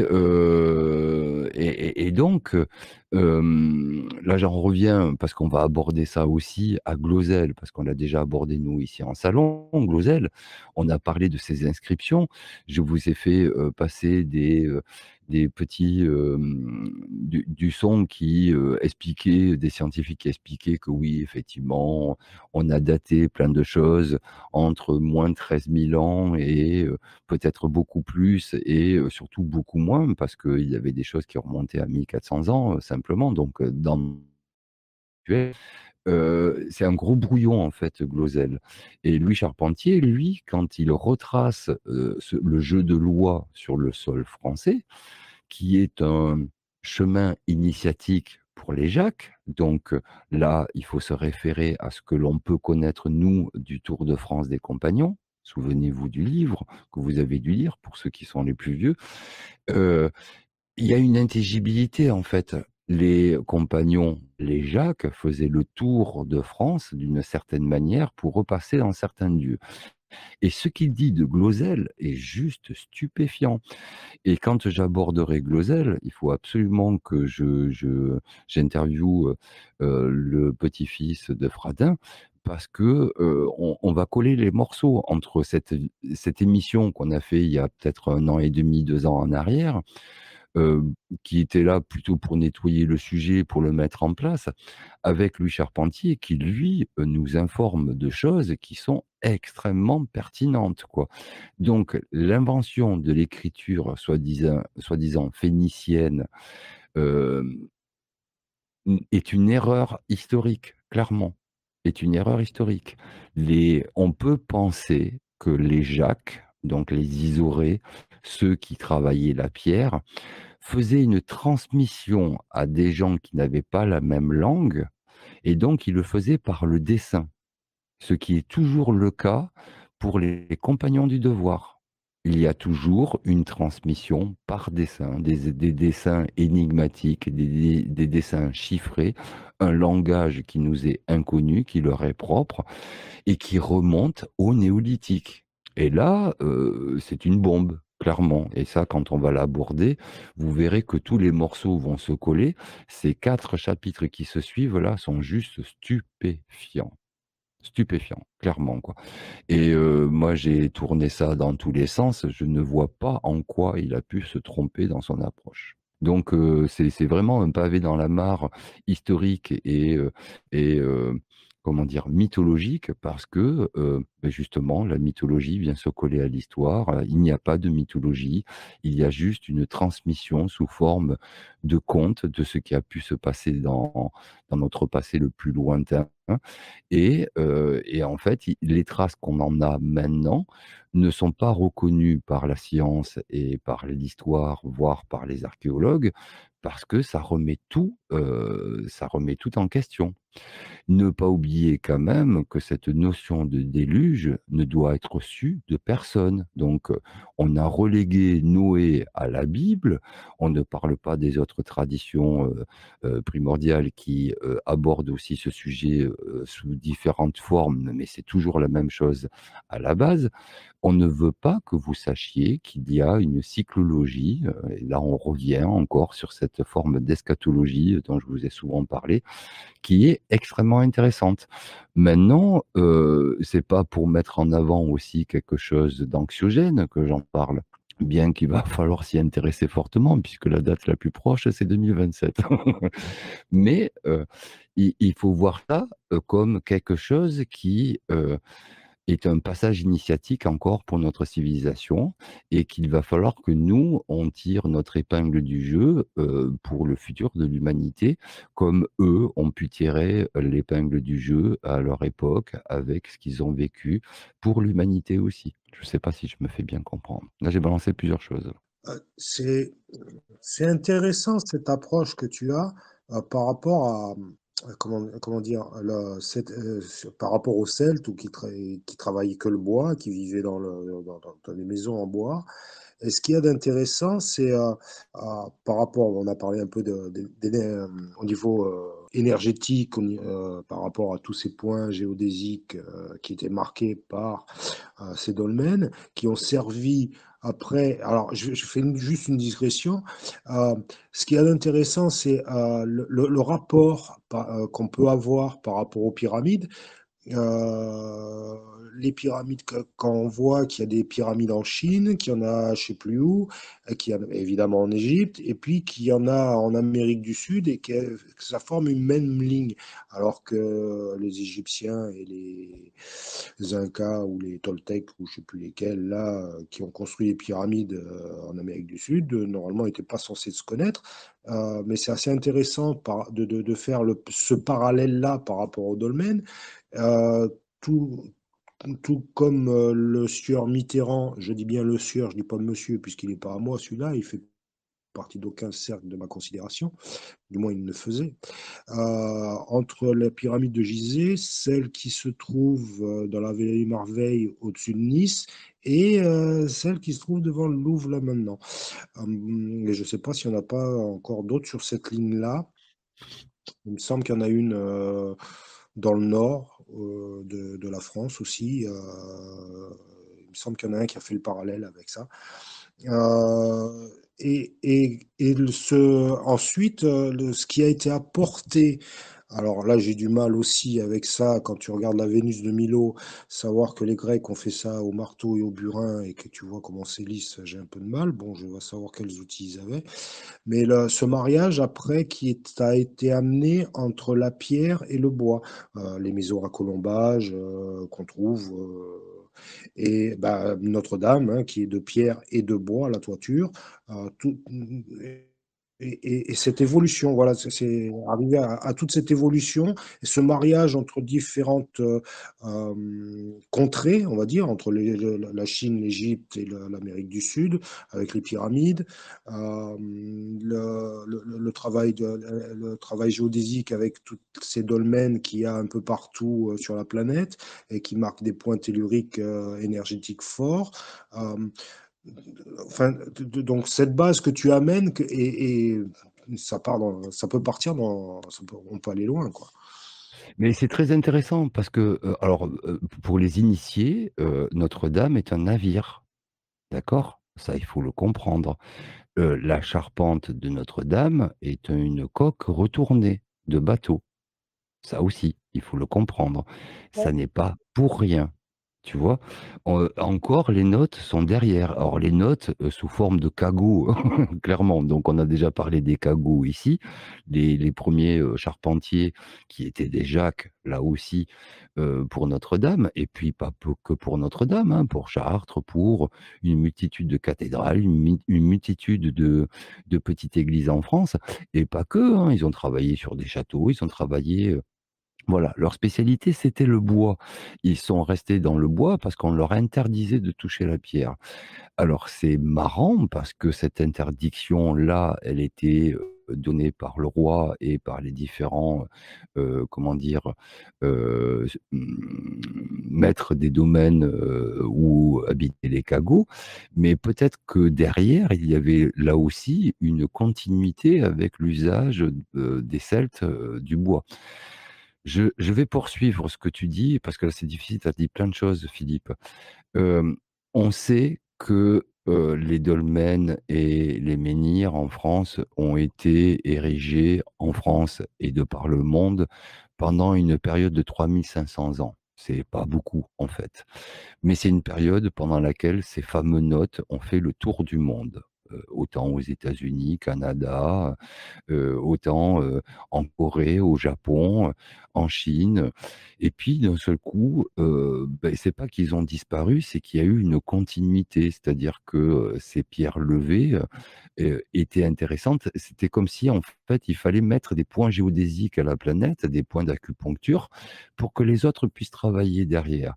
Et donc les générations suivantes ont construit en dur des choses beaucoup plus grandes, beaucoup plus majestueuses, beaucoup plus imposantes, sous forme pyramidale et autres, hein, parce que je pense que nous, on aborde souvent, les pyramides comme étant des endroits extrêmement, importants, mais il y a les puits, il y a les cryptes, tout ça on ne connaît pas. On a vu, avec Christophe, et notamment, sur Rennes-le-Château, que peut-être que ce qui est caché à Rennes-le-Château, il s'agit plutôt d'un ensemble de constructions qui est souterraine, en fait. Et là, on est un petit peu plus dans le vrai aussi. Il y a, ce qui est solaire et ce qui est lunaire, ce qui est en haut et ce qui est en bas. Et cette continuité, en fait, donc de pierres levées plus ou moins, comment dire? Grossières, faut voir quand même que les dolmens, c'est pas rien, que des fois les tables au-dessus des dolmens font, 150-200 tonnes, 300 tonnes et puis là j'ai cité, que ça peut monter même au-delà de ça peut doubler ce chiffre-là. C'est colossal quand tu sais que c'est trimballé sur plusieurs kilomètres, dizaines de kilomètres, voire centaines de kilomètres. Et que, c'est un travail vite fait, si tu veux, qui s'est produit sur 3 500 ans. Mais, 3 500 ans pour la globalité de tous ces monuments. Tu vois ce que je veux dire? Derrière, il y a eu une passation. Peut-être parce que, il y avait plus de population, peut-être qu'il y avait plus de main-d'œuvre, peut-être que les Jacques étaient beaucoup plus présents, parce que peut-être que, ces notes ont fini par former, une multitude de gens du cru qui, sont allés plus loin et qui ont utilisé, eux, les différentes lignes, géodésiques dont tu parlais Philippe, pour faire des constructions un petit peu plus imposantes et de renforcer ces forces telluriques dont on parle ou cosmotelluriques. Et effectivement, tu vois, c'est une continuité. Il semblerait et là-dessus, c'est difficile de confirmer, mais comme tout est en lien sur cette planète, que ça soit Karnak avec, Giza et ainsi de suite, heu c'est quoi qui a précédé, l'un et l'autre?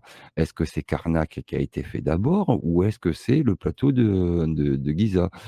C'est difficile d'y répondre, étant donné qu'on n'a même pas de date de construction des pyramides, au Caire. On ne sait pas du tout, en fait. Donc, il est difficile aussi, dater des menhirs et des dolmens. Donc tout ça, c'est extrêmement vague. Mais pour moi, dans ma manière de concevoir la chose, les notes ont voyagé dans le monde entier sur leurs barcasses, sur leurs navettes, sur leurs bateaux, se sont installés ponctuellement dans des endroits pour ériger des pierres, sont repartis, c'était leur mission, ils ont fait ça. Et derrière, tout en étant sur place, ils ont formé des gens à leur technologie, à leur approche sensitive de ce qu'ils étaient en train de mettre en place. Et les gens du cru, sont allés plus loin en utilisant les mêmes lignes. Est-ce que ça te semble, logique ce que je dis, Philippe?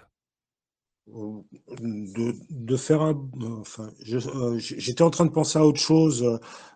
Est-ce que ça peut avoir une quelconque incidence ou du moins une quelconque explication? Je pars sur une autre civilisation, ce sont les Amérindiens, donc les Indiens d'Amérique du Nord. Quand ils partaient et qu'ils changeaient de campement, ils arrivaient à un endroit qui leur plaisait, ils laissaient paître les chevaux et ils les mettaient là où les chevaux faisaient leurs besoins, puisque c'était pas là qu'il fallait se mettre. C'était pas là que les chevaux se mettaient. Donc ils laissaient les chevaux là où ils faisaient leurs besoins et ils allaient se mettre de l'autre côté parce que c'était là qu'il fallait se mettre au niveau énergétique. Donc, J'essaye de. Toi, je suis en train de fouiller dans mon cerveau, un peu malade, pour essayer de trouver une compréhension.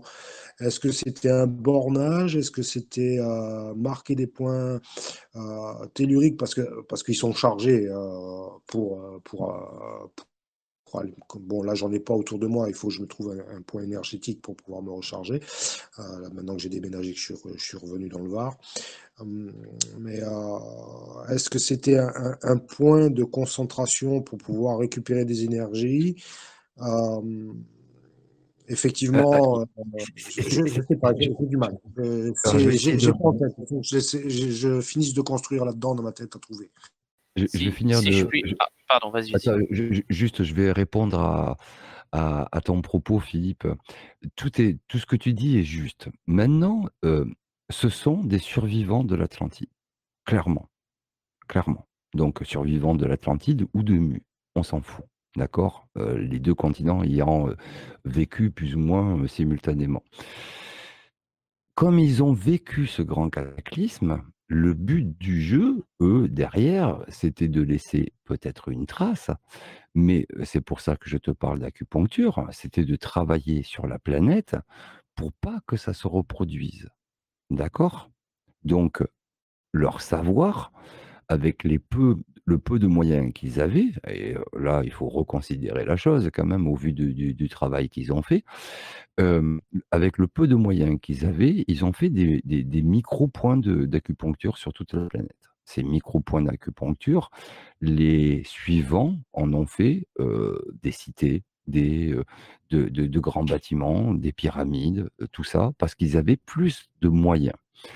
Maintenant, il faut bien comprendre que ces points d'acupuncture, depuis la Révolution française, depuis que les paysans, emmerdés par un caillou dans leur champ, l'ont viré et l'ont foutu sur le bas-côté, heu, la plupart ont disparu. Il existe maintenant que 1/1000 de ce qu'il y avait sur le territoire français. Donc on n'a plus les points d'acupuncture qu'il y avait à l'époque pour nous protéger de ce qui pourrait arriver. Est-ce que ça n'était pas ça simplement, en fait?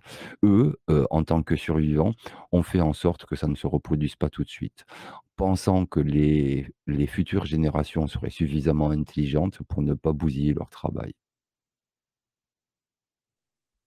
Est-ce que ça répond à ta question, Philippe, ton questionnement? J'avais pas vu ça sous cet angle-là.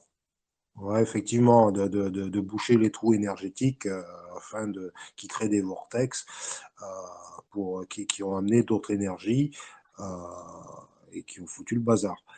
Comme je ne sais plus quel volcan, c'est surtout la chute de Rome qui s'est passée comme ça. Parce qu'on dit le pain et le jeu, mais c'est surtout qu'il y avait encore un volcan islandais et qui a fait que pas eu le jour pendant un bon bout de temps et qu'il y a eu la famine derrière, vu que. Mais c'est Ouais, c'est ouais, marrant ouais, que tu dises c'est ça. pas. C'est marrant que tu dises ça, Philippe, parce que historiquement, en fait, on a une vision globale de tout ce qu'il y a pu y avoir comme tremblement de terre depuis l'Antiquité, par exemple, tu vois? Le nombre de volcans qui, à notre connaissance, ont eu des éruptions à des dates données, d'accord? Il y a une espèce de baisse, qui se fait depuis un peu avant l'Antiquité, jusqu'à, il y a 400 ans. Voilà, et depuis 400 ans, ça recommence à progresser. Ça recommence à revenir, les tremblements de terre, les, éruptions volcaniques. Nous, on en est bien témoins, il y en a de plus en plus sur la planète. Est-ce qu'il n'y aurait pas justement, cette incidence du manque de points d'acupuncture parce que, les scientifiques, les zététistes archéologues, ne considèrent pas ces lieux comme étant des lieux à privilégier, à étudier, à créditer d'un certain passé, que notre République Alors je vais aller plus loin, hein, notre république franc-maçonne est anti, catholique et anti, déiste, on va dire. Donc elle détruit tout ce qui pourrait être, ce type de passé qu'on pourrait avoir, quoi. Et en détruisant ça, on détruit effectivement tous les points d'acupuncture et de plus en plus, il y a, une recrudescence des tremblements de terre. Parce que la planète est un animal vivant, elle a une vie propre à elle et peut-être que, ces tout petits points d'acupuncture de l'époque avaient une tendance à calmer, sa vie ou du moins, à la rendre paisible, sa vie et que là, d'un seul coup, elle a des poussées de fièvre, elle a tout ça. J'extrapole, hein, mais on peut le penser clairement parce que ça, c'est je sais plus qui c'est qui, il y a pas si longtemps que ça, dans un salon, avait balancé justement des dates où on voit bien que, les tremblements de terre et les éruptions volcaniques, vont, dans un sens de l'accroissement, et c'est, vertigineux, c'est exponentiel, quoi. Il y a une cause à ça. Plus délicat à déterminer qui a la géo-ingénierie là-dedans en plus. Mais elle a tout ça. Mais sans aborder ça, tu vois? Sans aborder, l'humain, tu vois? Juste par sa bêtise et par le sujet de ce soir, en fait, qu'on aborde avec, ces dolmens et et surtout ces menhirs, parce que les dolmens sont encore des lieux initiatiques, c'est encore autre chose. Mais, les menhirs, sont des points d'acupuncture, ça c'est certain.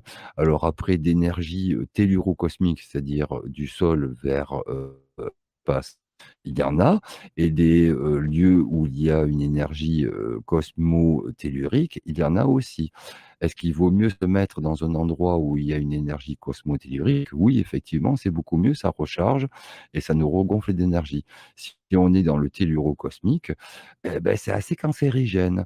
Donc quelque part aussi, en mettant des points d'acupuncture dans ces endroits-là, il faisait une espèce de carte des lieux où il fallait pas trop traîner, des lieux qui pouvaient être féconds aussi, hein, parce que, là aussi, si on se, rapproche du folklore, en Bretagne et partout en France, moi j'ai travaillé sur le Var, sur une pierre, qui permettait aux femmes de tomber enceintes, beaucoup plus facilement, qui rendait fécondes les femmes. Elles venaient se frotter dessus, c'est resté dans le folklore, breton, mais dans d'autres folklores aussi, ça a pu être tu. Moi, j'ai travaillé sur une pierre qui avait été sortie de son lieu. Le propriétaire ayant trouvé cette pierre nous a demandé de la replacer dans le bon sens, au bon endroit et c'est ce qu'on a fait, quoi. Donc et c'est ce qu'on devrait tous faire là, à l'heure actuelle, pour les 2 ans à venir. Ouais, mais à ce niveau-là, je suis pas inquiet dans le sens où je sais que, bah, regarde là pour la construction de Notre-Dame là, et je sais pas si tu as vu ce Québécois qui est venu fabriquer les haches, donc un forgeron qui est venu fabriquer les haches et des haches spécifiques pour pouvoir tailler les poutres parce que ça se taille à la hache. Bien comme ça pour la reconstruction de Notre-Dame. Je sais que dans certaines loges franc-maçonniques, tout ce qui est tout ce qu'on est en train d'évoquer c'est transmis de génération en génération jusqu'à ce jour encore, là, puisque j'ai un copain qui est sorti de franc-maçonnerie et qui m'a parlé de tout ça, de l'apprentissage qu'il faisait, de comment c'était construit, le pourquoi du comment, pourquoi ça se faisait comme ça se fabriquait comme ça et pas comme ça, pourquoi cette distance-là et pas cette distance-là. Enfin, donc je suis pas trop inquiet par rapport à ce savoir-là. Maintenant, je pense que tous sur le canal, si on est là, c'est qu'on estime qu'il y a certaines choses qui doivent dégager. Et peut-être qu'il faut laisser faire la Terre et les événements et pour que ça dégage et puis et que ça Je se, je suis assez et que d'accord ça je suis s'améliorera, assez quoi. je suis assez d'accord avec toi, on retrouve des savoirs du passé. Par contre, on ne retrouve pas la foi du passé. La foi Je- est inhérente au vécu et malheureusement, je suis désolé, hein, mais nombre de personnes ayant travaillé sur Notre-Dame, n'étaient pas chrétiens. Tu vois ce que je veux dire? Moi, j'ai travaillé sur un stupa, d'ailleurs sur plusieurs stupas bouddhistes, et à un moment donné, ça a fait scandale. C'est-à-dire que la communauté s'est tournée vers moi en me disant: «Mais attends, t'es pas pratiquant mon gars, qu'est-ce que tu fous sur un stupa? Il faut que tu dégages, c'est pas ta place». Attends André, je finis André. Et en fait, c'est allé tellement loin que c'est remonté, en haut de la hiérarchie, bouddhiste, et que le Rinpoché, a été obligé de donner son mot en disant: «Non, non, cet homme-là a été choisi. Il a quelque chose à faire ici. Il n'est pas bouddhiste, mais il est peut-être plus que vous». Et moi j'en ai rigolé, mais je n'ai pas compris sur le moment ce qui se passait. C'est plus tard que j'ai compris ce qui s'était passé. Mais voilà, il y a une notion de foi et d'intégrité. C'est-à-dire qu'à l'époque, du Moyen Âge, quand on a construit les cathédrales, il y avait une messe le matin, il y avait une messe avant de débaucher à midi, et de déjeuner. Il y avait une messe pour reprendre le chantier, il y avait une messe pour arrêter le chantier. Là, il y avait rien de tout ça. Rien, rien, rien. Donc ça, c'est quelque chose à prendre en compte quand même. Tu vois ce que je veux dire? Il y avait Ouais, là, beaucoup de gens qui avaient la C'est connaissance, évident. mais qui n'avaient pas la foi. ouais, c'est vrai que Mais c'est on évident, a, ça. Alors, Et André, tu as toujours un lag, et c'est pour ça que c'est difficile.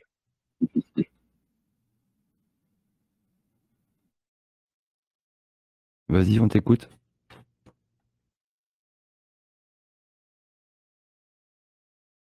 André,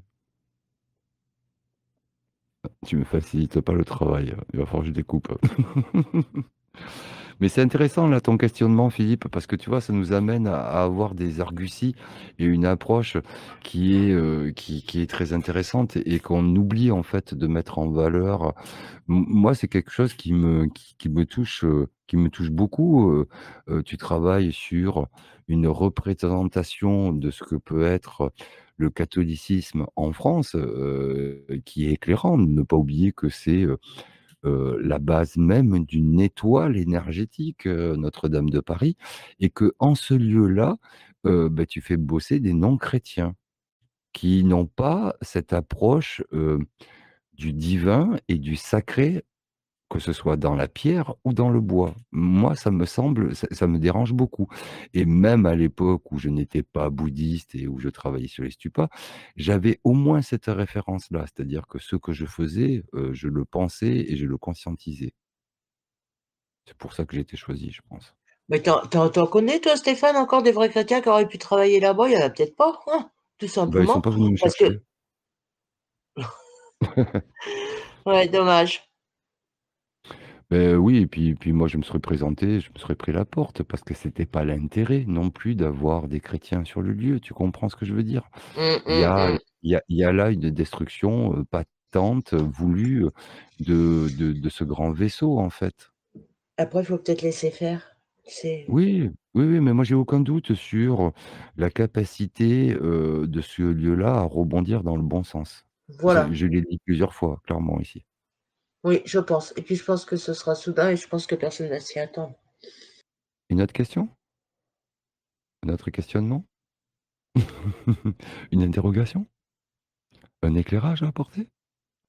Ouais, tu vois, Snap, on amène des sujets et puis après on en discute ici. Alors c'est pas tout le temps, des fois c'est des sujets libres, mais moi j'essaye de faire le plus souvent possible avec un sujet. je voulais Ma foi, très intéressant. Ah, contribuer un André petit. parle. Bah, André, tu devrais te renommer André de Nouvelle-Calédonie, hein. Ça correspondrait mieux à ton ping de C'est communication. ou de Mayotte pour la peine. Ouais, exactement. Non, excusez, j'ai des problèmes techniques un peu. Je voulais ajouter quelque chose sur ce que tu disais, que moi je parle, un lieu qui a été fréquenté par beaucoup de monde, par exemple, c'est une église. Hein. Moi je suis, le catholicisme pour moi, elle est dangereux, c'est très simple, c'est dit très simple, c'est pour ça je l'ai vraiment évité après quelques temps dans ma vie. Et pourquoi? Mais c'est quand même de ressentir une sorte de sacralité. J'espère que je prononce bien là, d'un certain lieu. Pour moi, c'est assez évident.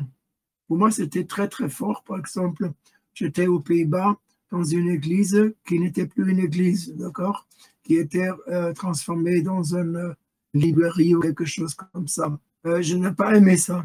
Moi, je n'ai pas aimé ça. C'est comme ça, d'accord, parce que je suis vraiment contre une foi simple, d'accord, je n'aime pas ça.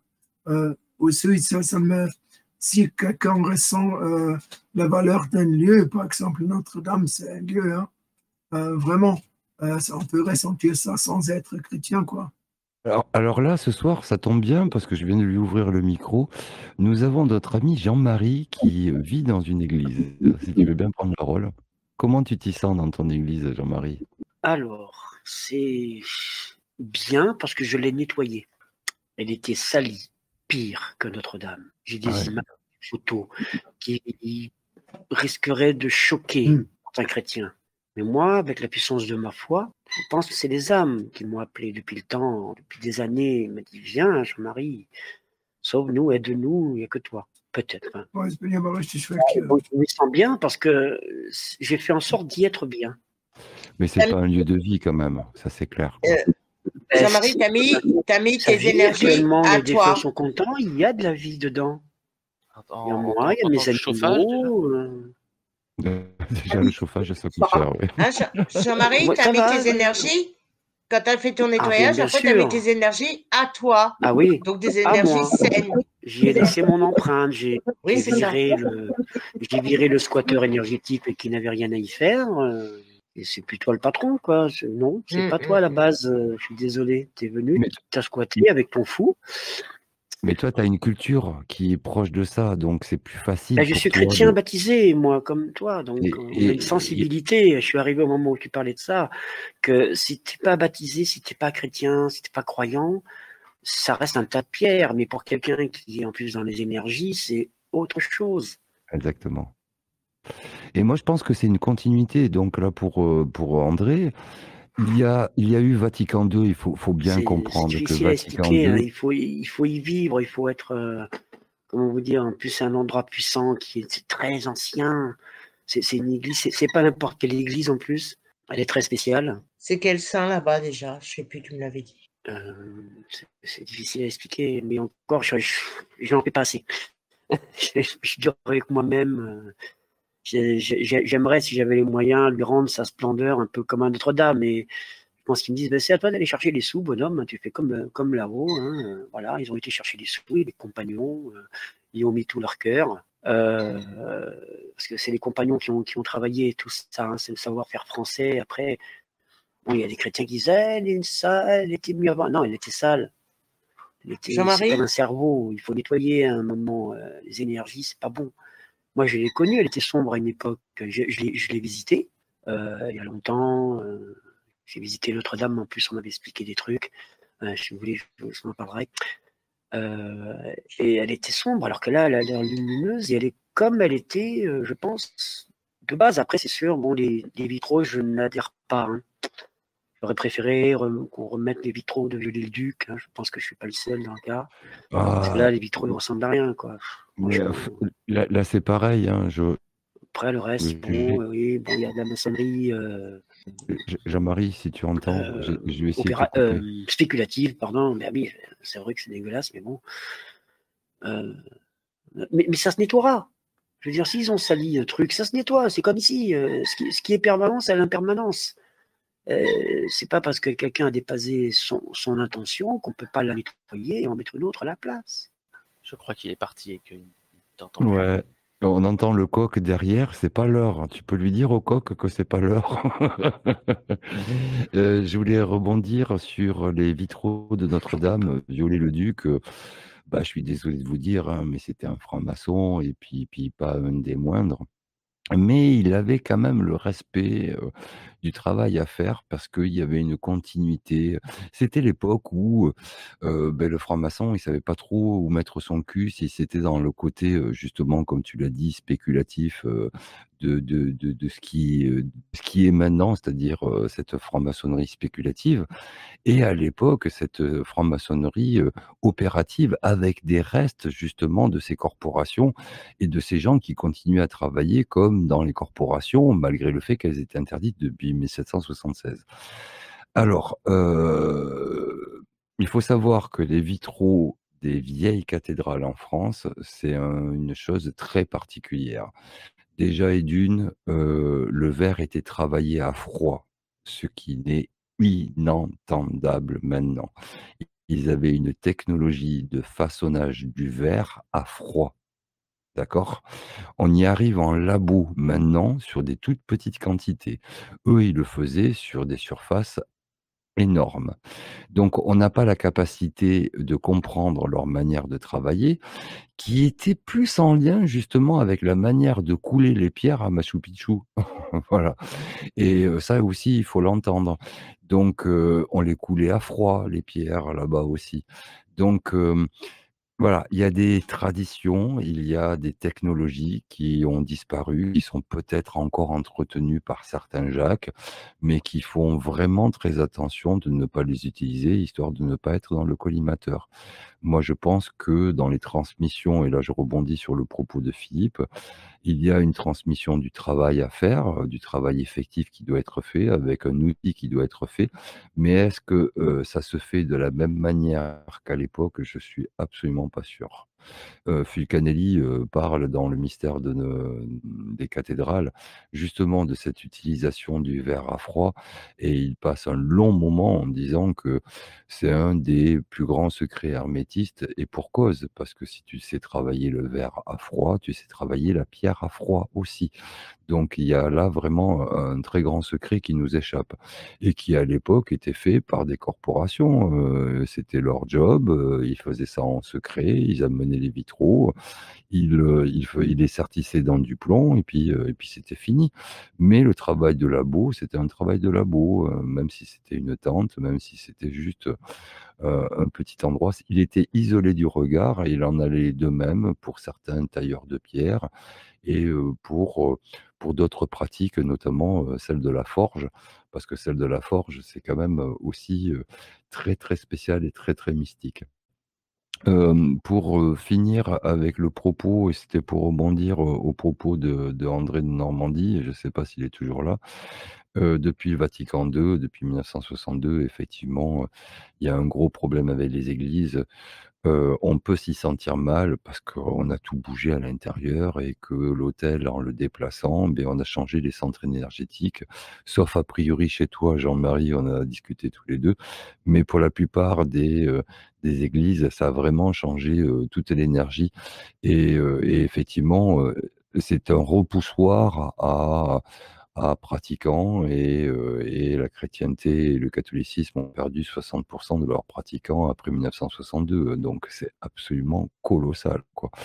Donc voilà, et et pour finir, je pense vraiment qu'entre les notes qui étaient le début de notre conversation de ce soir et du salon de ce soir et les constructeurs des cathédrales, il y a, Jean-Louis qui nous parlait de Gazette tout à l'heure, Le Pape des escargots, qui est un excellent bouquin à lire de Vincenot, que je vous conseille à tous.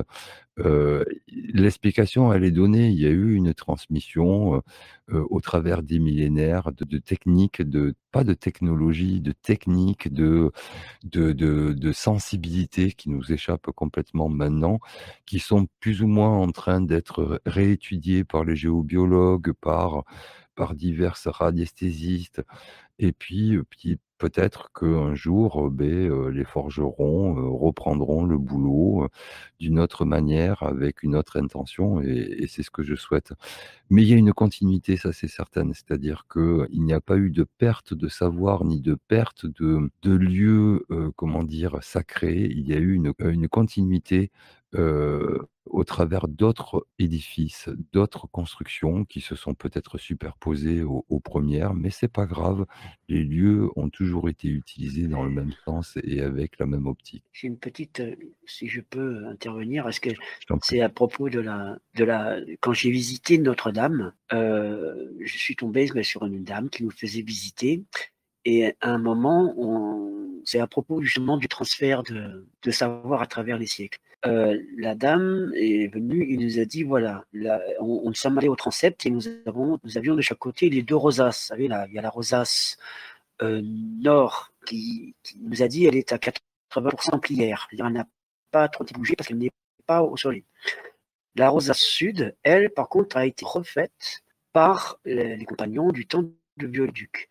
Et la dame, elle nous a expliqué un truc, elle nous a dit, voilà, elle était tellement dégradée qu'ils ont été obligés de refaire les colonnes. Mais ils n'ont pas réussi à faire ce qu'avaient fait faire les Templiers, c'est-à-dire qu'elle nous expliquait que les colonnes, en fait, elles sont légèrement décalées, ce qui donne une impression de tourbillon, comme un crack qui tombe. Elles sont très fines, et quand on regarde la rosace de droite, on voit effectivement que ça fait plus lourdingue, on a l'impression qu'on est à Chartres. Les compagnons de l'époque n'avaient pas pu retrouver la dextérité des compagnons du XIIIe. Et elle nous avait dit un autre truc encore, qu'une fois, il y avait quelqu'un qui était un peu dérangé d'esprit et qui avait mis le feu aux chaises. Et elle avait dit, j'étais rentrée et avec la fumée, ça faisait des rayons du fait que le temps d'éteindre les chaises, ça crée une ambiance du fait qu'il y avait de la fumée, donc il faut imaginer l'encens, tout ça. Donc ça crée une ambiance complètement irréelle avec le soleil qui passait à travers la rosace. Donc quelque part, pourquoi pas, il pourrait faire un truc pour recréer ça. Admettons, on pourrait dans la cathédrale recréer avec des fumigènes peut-être cette ambiance avec des senteurs, on peut imaginer des parfums de rose, de la musique, quelque chose qui nous transporterait, quoi. Un peu comme à L'encens l'époque. et la fumée des bougies, parce qu'il y en avait pléthore, des cierges pour éclairer tout ça, quoi. Et c'est vrai qu'il n'y en a plus. Et puis par ailleurs, l'intérieur de Notre-Dame, à l'origine, n'était pas blanche, elle était toute colorée, tout était peint, quoi. Autant l'intérieur que l'extérieur, d'ailleurs. Et ça, je trouve que pour une rénovation, ils auraient pu aller plus loin, clairement, et donner une autre âme au bâti. Je vais terminer avec le podcast de ce soir, à moins que quelqu'un ait envie de rebondir sur les notes une dernière fois. On reviendra donc sur Louis Charpentier pour la deuxième partie sur Isoré, sur cet autre géant, ce géant mort, donc on va parler de tombe là cette fois-ci, pour en arriver aux Jacques, donc ceux qui travaillent. Mais ça, on le fera au mois de janvier, parce que la semaine prochaine, c'est Noël, c'est le réveillon. Je pense que vous ne serez pas du tout sur Telegram et j'espère pour vous que vous aurez autre chose de prévu. Donc je vais mettre fin à ce podcast. Je vous remercie tous de votre intervention et puis je vous donne rendez-vous donc, alors pas le 31, là ça tombe 24 et 31, c'est un mardi. Je vous donne rendez-vous le 7 janvier pour la suite de Louis Charpentier avec Isoré, cet égrégore d'Osiris, et je vous expliquerai en quoi tout ça va répondre encore plus à nos questionnements, et puis je vais amener des réponses très éclairante là encore. Merci, c'était un sujet pas facile ce soir. C'était un sujet basé sur la toponymie, sur plein de choses, sur relative, comment dire, histoire qui n'est pas étudiée à l'école. On est allé très loin, je pense, et c'était intéressant parce qu'il faut le faire. Je pense que là aussi, c'est une théorie qui est bonne à être amenée. Maintenant, il y a des preuves de ce que je vous ai avancé ce soir. Il n'y en a pas, mais il y a une logique et celle-ci est bonne à entendre, en tout cas plus que celle des historiens. Voilà. Je vous remercie, je vous souhaite une bonne soirée. Je mets fin au podcast. On se retrouve donc le 7 janvier. Bye bye.